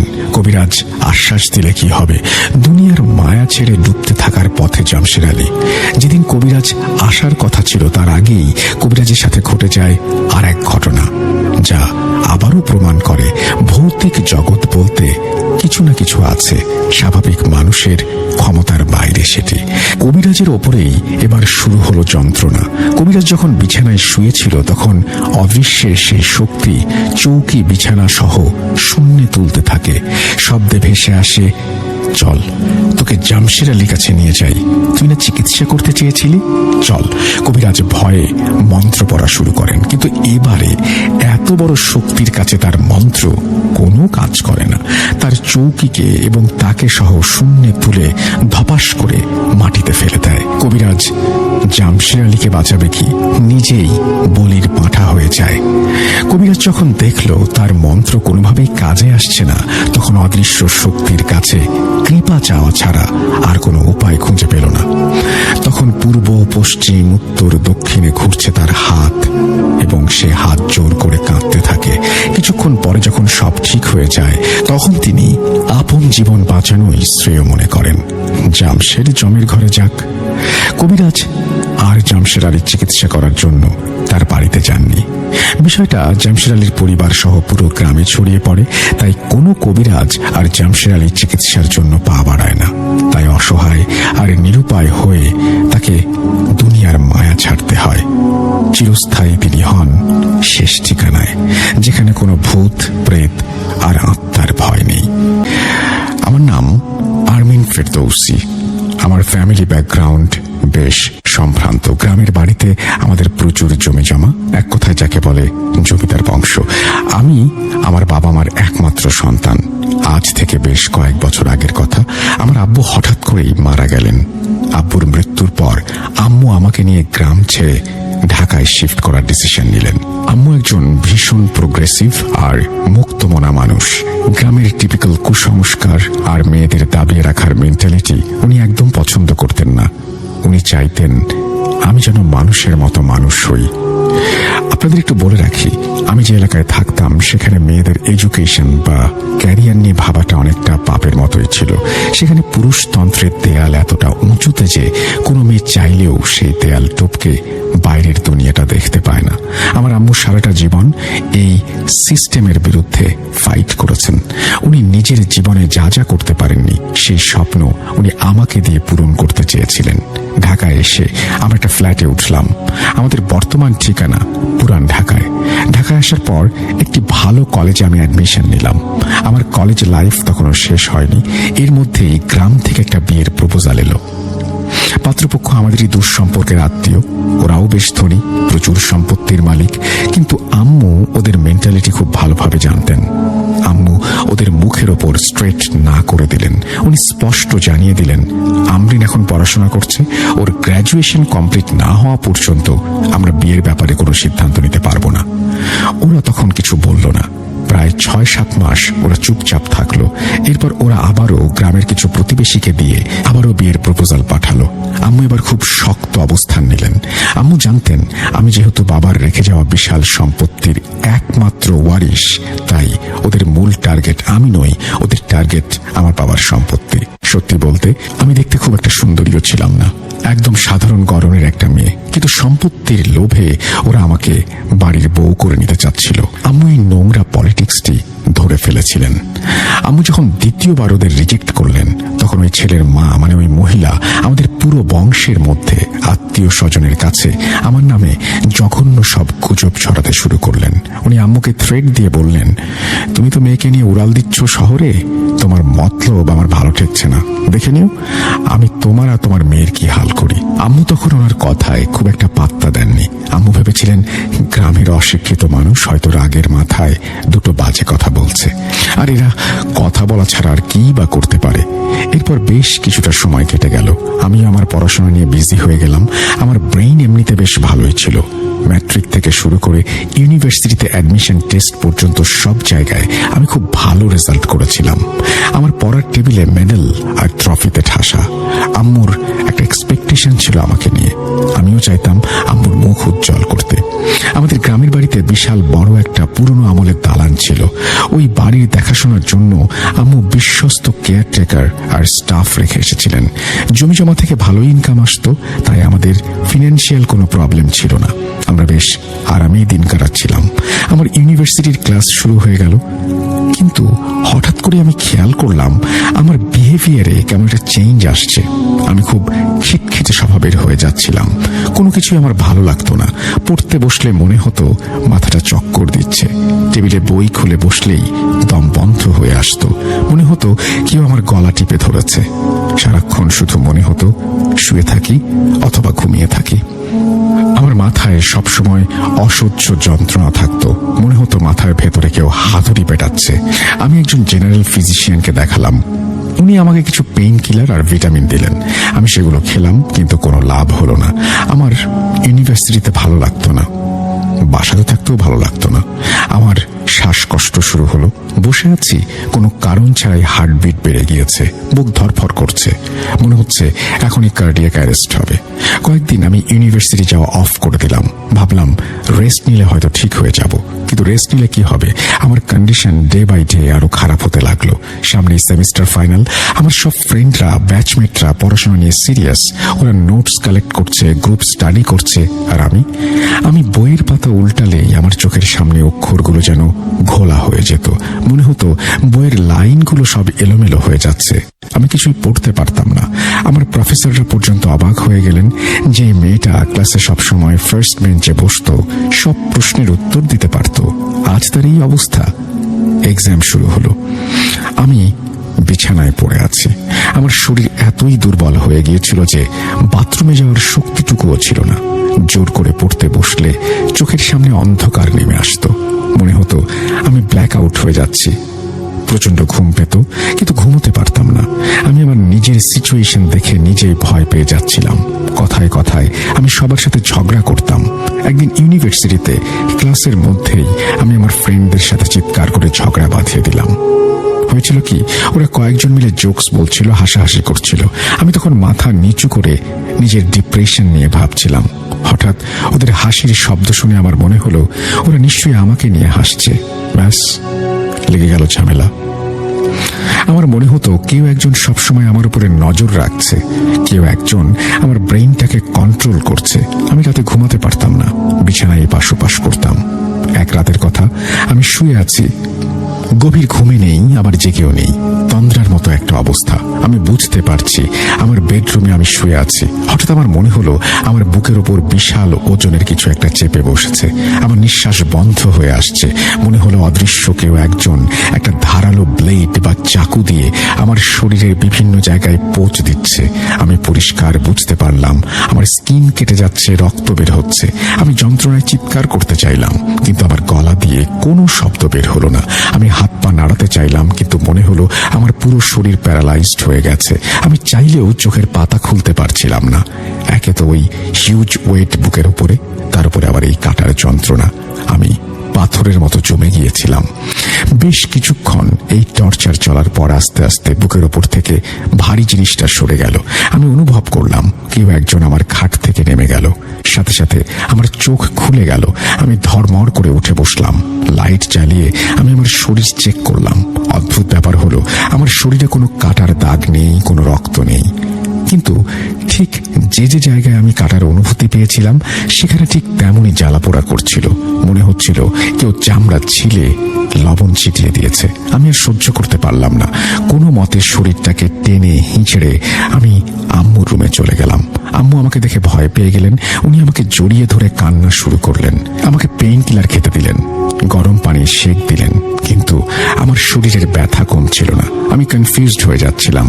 ওটা কি আসলেই স্বপ্ন ছিল, নাকি হ্যালুসিনেশন, নাকি সত্যি সত্যি কোনো অদৃশ্য শক্তি আমাকে টর্চার করছিল?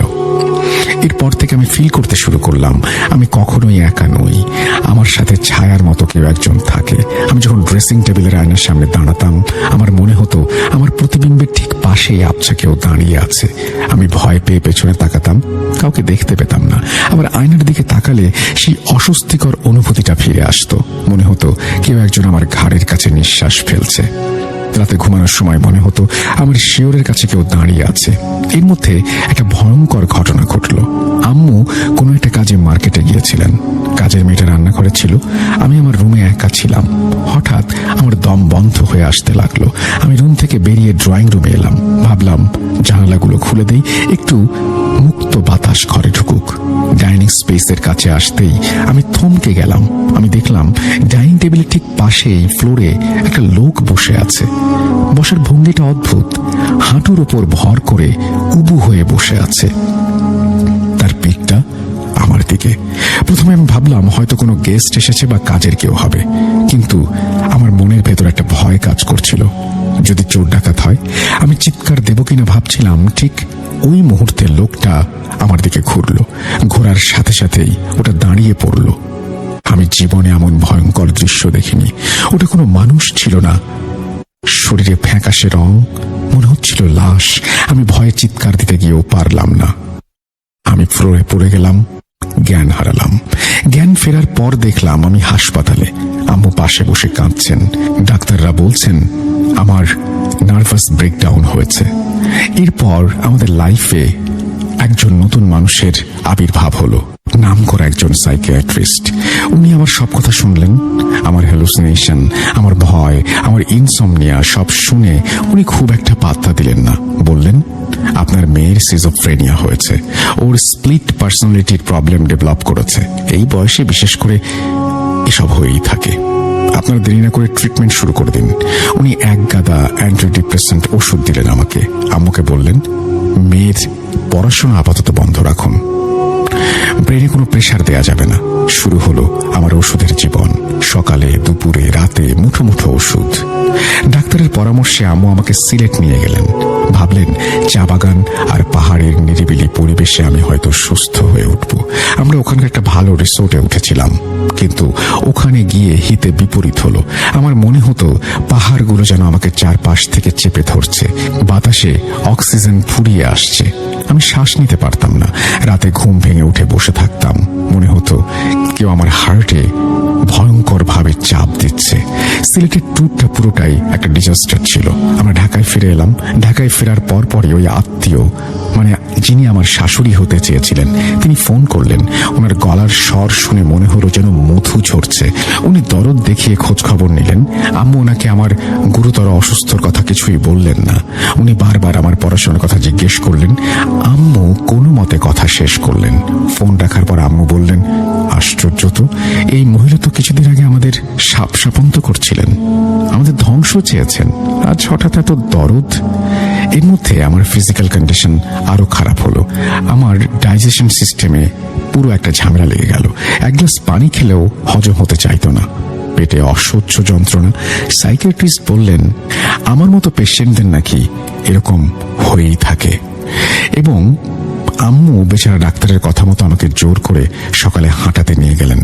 আমাকে দিয়ে যোগা করানোর চেষ্টা করলেন। উনি আমাকে নামাজ পড়ার জন্য বলতেন, কিন্তু অদ্ভুত ব্যাপার হলো এমনিতে আমি ছোটবেলা থেকে নামাজি ছিলাম, কিন্তু অসুস্থ হবার পর থেকে আমার সেই অভ্যেস চলে গিয়েছিল।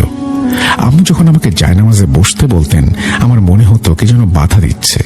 আম্মু এসব দেখে খুব ভয় পেয়ে গেলেন। আম্মু তার এক ফ্রেন্ডের সাথে ব্যাপারটা শেয়ার করলেন। সেই আন্টি ভীষণ বিজ্ঞান মনস্ক মানুষ, উনি সবকিছুর লজিক খুঁজতেন। উনি আম্মুকে বললেন শোনো ভাবি, তুমি আবার ওই পীর ফকিরের পাল্লায় পড়ো না, জানো ওসব গ্রামের কুসংস্কার, ওইসব ব্যাকডেটের চিন্তা ভাবনা বাদ দাও। আম্মু তোটানায় পড়ে গেলেন। একদিকে আমার এই অ্যাবনর্মাল বিহেভিয়ার, অন্যদিকে মডার্ন মেডিসিন সায়েন্সের উপরে ভরসা, কিন্তু ওষুধে কাজ হচ্ছে না, উল্টো আমি যেন মৃত্যুর দিকে এগিয়ে যাচ্ছি।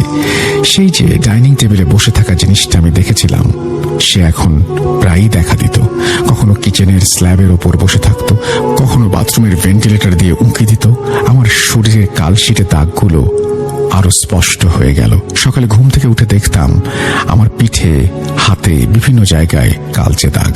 আম্মু আর এসব নিতে পারছিলেন না। এই অচেনা শহরে ফ্ল্যাট বন্দি জীবনে উনি হাঁপিয়ে উঠছিলেন।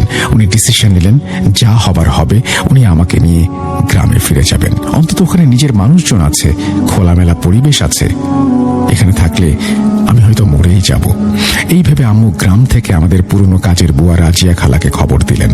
রাজিয়া রাজিয়া খালা আমাদের পরিবারের অনেক পুরনো বিশ্বাসী লোক। আম্মু তাকে ফোন করে বললেন, রাজিয়া তুই আয়, বাসাটা একটু গুছিয়ে দে, আমরা গ্রামে ফিরে যাব। রাজিয়া খালা অবাক হলেন। তিনি বললেন, কেন বুবু, আপনারা মেয়ের পড়াশোনার জন্য গেলেন, এখনই ফিরে আসবেন কেন? আম্মু কেঁদে বললেন, আর বলিস না, আমিনের শরীরটা খুব খারাপ, ডাক্তার দেখিয়েও কাজ হচ্ছে না। রাজিয়া খালা ফোনেই আম্মুর কান্না শুনে বিচলিত হয়ে পড়লেন। পরদিন রাজিয়া খালা ঢাকায় আসলেন। তিনি আমাকে দেখেই চমকে উঠলেন। আমার জরাজীর্ণ অবস্থা, কোটরে ঢুকে যাওয়া চোখ আর শুকিয়ে যাওয়ার শরীর দেখে তিনি আম্মুকে বললেন, বুবু আপনি এটা কি করেছেন? এই মেয়ের তো কোনো ডাক্তারি রোগ নাই। মিছে মিছে ডাক্তারের পেছনে টাকা ঢালছেন। আম্মু অবাক হয়ে বললেন, মানে কি বলছিস তুই? রাজিয়া খালা আত্মবিশ্বাসের সাথে বললেন, আমি গ্রামের মানুষ, কিন্তু এসব জিনিস আমি বুঝি, মূর্খ হলেও বুঝি। ওর বাতাস লেগেছে। আম্মুর মাথায় যেন আকাশ ভেঙে পড়ল। এতদিন উনি মডার্ন সায়েন্সের উপরে ভরসা করেছিলেন, কিন্তু রাজিয়া খালার কথাগুলো ওনার মনে গেঁথে গেল, কারণ ডাক্তাররা তো কোনো সলিউশন দিতে পারছে না। রাজিয়া খালা বললেন, আমার পরিচিত একজন হুজুর আছে, খুব পরহেজগার মানুষ, জিন জাদু এ সমস্ত চিকিৎসায় ওনার বেশ নাম ডাক, ওনাকে একবার দেখান। আম্মু রাজি হলেন। রাজিয়া খালা সেই হুজুরকে আমাদের বাসায় নিয়ে এলেন। হুজুর আমাকে দেখেই গম্ভীর হয়ে গেলেন। তিনি কিছু আয়াত পড়ে আমার দিকে ফুঁ দিলেন এবং সামনে একটা বাটিতে পানি রেখে কি যেন পড়লেন। আম্মুকে বললেন, আপনার মেয়ের বিয়ের কোনো প্রস্তাব এসেছিল কিছুদিন আগে? আম্মু চমকে উঠে বললেন, হ্যাঁ এসেছিল, আমার ভাসুরের শ্যালকের ছেলে। হুজুর বললেন, ওরাই সর্বনাশ করেছে, ওরা যখন দেখলো আপনি রাজি হচ্ছেন না তখন। হুজুরের কথা শুনে আম্মুর পায়ের নিচ থেকে মাটি সরে গেল। এত জঘন্য মানুষও দুনিয়ায় থাকতে পারে? হুজুর আরো বললেন, আপনার মেয়ের সাথে একটা ভয়ঙ্কর জিনকে জুড়ে দেওয়া হয়েছে, ওটাই ওকে ভয় দেখাচ্ছে, শারীরিকভাবে আঘাত করছে। আপনারা যদি সঠিক সময় ব্যবস্থা না নেন তাহলে মেয়েটা হয়তো সুইসাইড করবে বা হার্ট অ্যাটাক করে মারা যাবে। এরপর শুরু হলো আসল চিকিৎসা। হুজুর আমার রুকাইয়া করা শুরু করলেন। যেদিন প্রথম হুজুর আমার সামনে বসে কোরআন তেলাওয়াত শুরু করলেন, আমার মনে হলো আমার শরীরের ভেতরে কেউ যেন আঘাত করছে। আমি চিৎকার করলাম, ছটফট করলাম। আমার মুখ দিয়ে কোনো শব্দ যদিও বের হচ্ছিল না। চিকিৎসা চলাকালীন সময়টা ছিল আমার জীবনের সবচেয়ে কঠিন সময়। হুজুর যখন আমাকে পানি পড়া খেতে দিতেন, মনে হতো আমি ফুটন্ত লাভা গিলছি। আমার সারা শরীর দিয়ে ঘাম ঝরত, আমি ফ্লোরে গড়াগড়ি খেতাম। কয়েকদিন ধরে হুজুর আমাকে ঝাড়ফুঁক করলেন। আমাদের বাসার বিভিন্ন জায়গায় তাবিজ পুঁতে রাখা হয়েছিল, হুজুর সেগুলো নষ্ট করলেন। প্রায় টানা 1 মাস চিকিৎসার পর আমি আস্তে আস্তে সুস্থ হতে শুরু করলাম। আমার খাওয়া দাওয়ায় রুচি ফিরে এলো। আমি রাতে ঘুমোতে পারলাম। সেই ভয়ঙ্কর ছায়াটা আর আমাকে ডিস্টার্ব করতো না। আমার শরীরে কালশিটে দাগগুলো মিলিয়ে গেল। আমি আবার আয়নার সামনে দাঁড়িয়ে নিজেকে দেখে হাসলাম। হুজুর বললেন, মা তুমি এখন সুস্থ, কিন্তু মনে রেখো দুশ্মন কিন্তু শেষ হয়ে যায়নি, ওরা আবারও ক্ষতি করার চেষ্টা করতে পারে। আমি এখন অনেকটাই সুস্থ, ইউনিভার্সিটিতে যাচ্ছি, ক্লাস করছি, কিন্তু মনের ভেতর সেই ভয়টা এখনো পুরোপুরি যায়নি। আমি ওই রিলেটিভদের ছায়াও মারাতে চাই না। আম্মু সিদ্ধান্ত নিয়েছেন আমাকে এই দেশে রাখবেন না। আমি স্টুডেন্ট ভিসার জন্য কানাডা আর অস্ট্রেলিয়ায় অ্যাপ্লাই করেছি। যত দ্রুত সম্ভব এই দেশ ছেড়ে আমাকে দূরে চলে যেতে হবে। এই বলেই আরবিন ফেরদৌসি ওনার ঘটনা শেষ করেছেন আর আমাকে ডাকছে। বাড়ির পেছনে একটা পুরনো বিশাল পুকুর, আর এর কিছু দূরে বিশাল বড় একটা ওয়াচ টাওয়ার। ওয়াচ টাওয়ারটি ছিল ভাঙা, দ্বিতীয় বিশ্বযুদ্ধের সময় ভেঙে গিয়েছিল, আধ ভাঙা অবস্থায় পড়ে আছে। আমি আমার বাড়ির কাছে আনুমানিক 1 কিলোমিটার দূরে একটা স্কুলে ভর্তি হই। আমার সাথে কেউ বন্ধুত্ব করতে চাইতো না, কারণ আমরা নাকি আজব বাড়িতে উঠেছি। কিন্তু বাড়িটি আমার খুব ভালো লাগতো। এক এক সময় এক এক কিছু খুঁজে বের করতে ভালো লাগতো। কখনো কখনো বুলেট, মানুষের হাড়, কখনো কখনো আংটি, মানি ব্যাগ, অনেক কিছু পেয়েছি। ওইগুলি জাদুঘরে বিক্রি করে ভালো টাকা পয়সা পেতাম, তাই আগ্রহ অনেক বেশি বেড়ে যায়। আমাদের নতুন বাড়িতে অনেক সময় বিভিন্ন ধরনের ভয়ঙ্কর শব্দ শুনতে পেতাম। শব্দগুলো টাওয়ার থেকে আসতো। মাঝে মাঝে বাড়ির ভেতরের তাপমাত্রা বৃদ্ধি পেয়ে 30 থেকে 34 ডিগ্রি, আবার অনেক কমে গিয়ে -12 থেকে 20 ডিগ্রি পর্যন্ত নেমে যেত। তার চেয়েও ভয়ের কারণ আমরা প্রায় মাঝে মাঝে মধ্যরাতে অনেক মানুষের করুণ আর্তনাদ শুনতে পেতাম। আর্তনাদের শব্দগুলো টাওয়ার থেকে আসতো। আমি ছোটবেলা থেকেই অনেক সাহসী ছিলাম, তাই একদিন বিকেলে আমি ওই টাওয়ারটির কাছে ঘুরতে বের হব বলে ঠিক করলাম। ভালো কিছু খুঁজে বের করতে করতে পারলে আমি বিক্রি করে ভালো টাকা পয়সা পাবো। আমি ঠিক করি আমার সাথে ওয়াকসানাকে নিয়ে যাব, কিন্তু ওয়াকসানা আমার বাড়িতে এসে একবারও বের হয়নি। দিনে দিনে শুকিয়ে গেছে সে, শুধু কান্না করে আর রাতের বেলা আমার আর আম্মুর মাঝখানে শুয়ে থাকে। কিন্তু ওয়াকসানা ঘুমাতো না। ওয়াকসানা কথা বলতে ভুলে গিয়েছিল। ওয়াকসানা আমাদের কুকুরের নাম। একদিন বিকেলে আমি ওয়াকসানাকে নিয়ে ঘুরতে যাই। আমি যখন টাওয়ারের দিকে যেতে থাকি, ওয়াকসানা অদ্ভুত আচরণ করতে থাকে, আমাকে ওই দিকে যেতে দিতে চায় না। ওয়াকসানাকে যেতে জোর করলে ও গড় গড় শব্দ করে বাড়ির দিকে পালায়। ও না যাওয়ার কারণে আমি একাই যাই ওই টাওয়ারের কাছে। টাওয়ারের কাছে যেতেই আমার কেমন যেন অন্য রকম একটা অনুভূতি হয়। আমি স্থির হয়ে যাই। হঠাৎ আমি অনুভব করি 6 থেকে 7 জন আমার পেছনে হাঁটছে। আমি পেছন ফিরে তাকিয়ে দেখি কেউ নেই। আমি একটু অবাক হলাম। আমি টাওয়ারটির গেটের সামনে গিয়ে দাঁড়ালাম, দেখলাম গেট খোলা। আমি আরো অবাক হয়ে গেলাম। কয়েকদিন আগেও আমি দেখেছি 5-6টা তালা দেয়া। আজকে কে খুলেছে? আমি সাহস করে ভেতরে দেখি অনেক শিকল দেয়া এবং কি যেন সেখানে শিকল লাগিয়ে রেখেছে, আর এক কোণে 7-8টা চেয়ার। আমার বুঝতে বাকি রইল না এখানে দ্বিতীয় বিশ্বযুদ্ধের সময় বন্দীদের টর্চার করা হতো। এটি একটি টর্চার সেল। আমি ভয় পেতে শুরু করলাম। আমি চিন্তা করলাম চলে যাব, কিন্তু তখন গেট বিকট শব্দে বন্ধ হয়ে যায়। আমি ভয় পেয়ে গেটে ধাক্কাধাক্কি আর চিৎকার করতে থাকি, কিন্তু তখন আবার 6-7 জন লোকের হাঁটার শব্দে আমি চুপ হয়ে যাই। মার্চ করে কেউ এগিয়ে আসছে, কিন্তু কথা শুনতে পারলাম না তাদের, বা বুঝতেও পারলাম না, কারণ ওরা জার্মানি ভাষায় কথা বলছিল। হঠাৎ গোলাগুলির শব্দ। আমি ভয়ে মেঝেতে শুয়ে পড়লাম। টাওয়ারের দরজার নিচ দিয়ে গরম পানি ঢুকতে থাকে। আমি প্রচুর পরিমাণে ঘামছিলাম। কি করব বুঝতে পারছিলাম না। তখন খেয়াল করে দেখলাম ওইগুলো পানি না, বেশ আঠালো। আমার বুঝতে বাকি রইল না এগুলো রক্ত। আমি নিজেকে সামলাতে পারলাম না। গেটের দরজায় আঘাত করতে থাকি আর চিৎকার করতে থাকি, আর কারা যেন আমার চিৎকার শুনে অট্ট হাসিতে ফেটে পড়ে। আমি যত চিৎকার করি তারা আরো বেশি অট্ট হাসিতে ফেটে পড়ে। আমার মনে হলো আজ আমি মরে যাব, তাই গডের নাম নিতে থাকি। তখন গেট আবার কোনো শব্দ না করে খুলে যায়, কিন্তু বাইরে থেকে প্রচুর পরিমাণে আলো আসতে শুরু করে। এত আলো আমি চোখে নিতে পারছিলাম না, তাই চোখে 2 হাত দিয়ে আমি চিৎকার করতে থাকি, কিন্তু আলোগুলো আমার নাক কান দিয়ে ঢুকতে থাকে। আমি অনুভব করি আমি আর সহ্য করতে না পেরে চিৎকার করে পড়ে যাই। যখন আমার জ্ঞান ফেরে তখন আমাকে একটি চার্চে আমি আবিষ্কার করি। আমি ফাদারকে বললাম আমি কোথায়? গ্রডনের চার্চে। আমি বললাম এটা আবার কোথায়? ফাদার বলল বেলারুশের একটি সিটি। আমি অবাক হয়ে গেলাম, কান্না করতে লাগলাম। ফাদার বলল কাঁদে না, তোমার মা এসে পড়বে। 2 দিন পরেই আম্মু এসে আমাকে জড়িয়ে ধরে চুমু খেলেন, অনেক কান্না করলেন। কাঁদছো কেন আম্মু? কোথায় ছিলি? এত দূরে আসলি কিভাবে? এতদিন একবারও আমাদের কথা মনে পড়েনি? তুই আমাকে ছাড়া একদিন থাকতে পারিস না, এই 3 মাস কেমন করে থাকলি? ওয়াকসানা তো তোর শোকে মারা গেছে। আমি বললাম কি বলছো? আমি কালও না তোমাদের সাথে ঘুমিয়েছি। তখন ফাদার আমাদের থামতে বললেন, বলতে শুরু করলেন আমি 10 দিন আগে সন্ধ্যায় চার্চের দিকে আসার সময় 3 রাস্তার মোড়ে পুরনো ওয়াচ টাওয়ারের ছাদের শূন্যে ভাসমান অবস্থায় দেখে বুঝতে পারলাম কি হচ্ছে। তাই আমি আমার কিছু সহযোগীদের নিয়ে দ্রুত যাই। রিচুয়ালের মাধ্যমে ওকে নিচে নামিয়ে নিয়ে আসি। অচেতন অবস্থায় চার্চে নিয়ে যাই। পরদিন সকালে ঘুম থেকে উঠলে নাম ঠিকানা নেই এবং তোমার মায়ের কাছে চিঠি লিখি। পরদিন আমার বাবার অসুস্থতার খবর শুনে আমি বাড়িতে গেলাম। 7 দিন পরে আবার ফিরে এলাম চার্চে। দেখলাম তোমার চারপাশে খারাপ কিছু অশরীররা অবস্থান করছে, আর এই 7 দিন কোনো কথা নেই, খাওয়া নেই।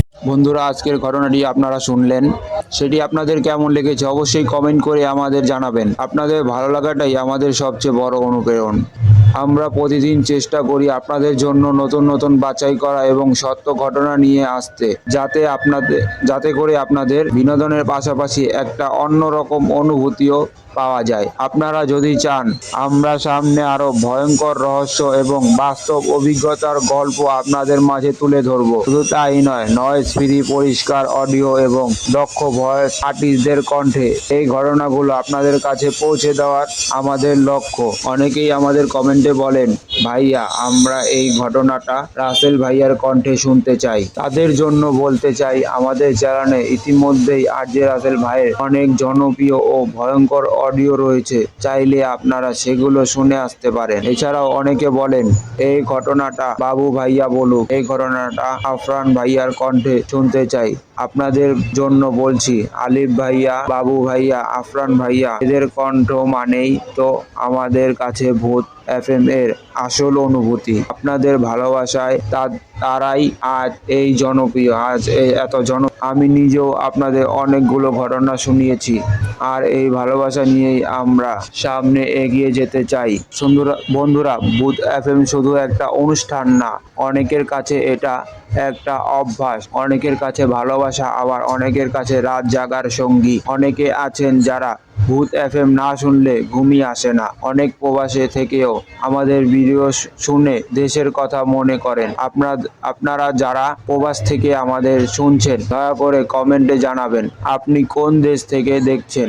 আপনাদের প্রতিটা কমেন্ট আমাদের কাছে অনেক মূল্যবান। আরেকটা গুরুত্বপূর্ণ কথা, আমরা শুধু গল্প বলি না, আমরা আপনাদের জীবন থেকে নেওয়া সত্য ঘটনাও তুলে ধরি। আপনাদের যদি জীবনে ঘটে যাওয়া কোনো ভয়ঙ্কর রহস্য বা অবাক করা ঘটনা থাকে, অবশ্যই আমাদের মেলে পাঠাবেন। যদি ঘটনাটা সত্যি এবং ভালো হয়, তাহলে আমরা সেটাকে বাছাই করে নিজের কণ্ঠে আপনাদের সামনে উপস্থাপন করব। অনেক দিন ধরেই আমরা এভাবেই আপনাদের পাঠানো গল্পগুলো নিয়ে ভূত এফএম এ প্রচার করে আসছি। এই চ্যানেলটা আসলে আমাদের সবার, আপনার গল্প আমার কণ্ঠ, আর সবার ভালোবাসা তৈরি হয় আমাদের ভূত এফএম পরিবার। বন্ধুরা, যদি আজকের ভিডিওটা আপনাদের ভালো লেগে থাকে, একটা লাইক দিয়ে আমাদের উৎসাহ বাড়ান, কমেন্ট করে জানান আপনার অনুভূতি, আর অবশ্যই ভিডিওটা শেয়ার করুন, যেন আপনার পাশে থাকা বন্ধুরা ও এই অভিজ্ঞতায় অংশ হতে পারে। যারা এখনো আমাদের চ্যানেল সাবস্ক্রাইব করেননি, দয়া করে সাবস্ক্রাইব বাটনে ক্লিক করুন আর বেল আইকনটা অন করে রাখুন, যাতে নতুন ভিডিও আপলোড হলেই সবার আগে নোটিফিকেশন পান। বন্ধুরা, আজকের মতো এখানেই শেষ করছি। আশা করি শীঘ্রই আবার নতুন কোনো ভয়ঙ্কর, রহস্যময় আর রোমাঞ্চকর ঘটনা নিয়ে আপনাদের সামনে হাজির হব। ততদিন পর্যন্ত সবাই থাকবেন, সুস্থ থাকবেন। আল্লাহ হাফেজ। আবার দেখা হবে নতুন গল্পে, নতুন অভিজ্ঞতায়। বেস্ট অফ লাক আর ভালোবাসা রইল সবার জন্য।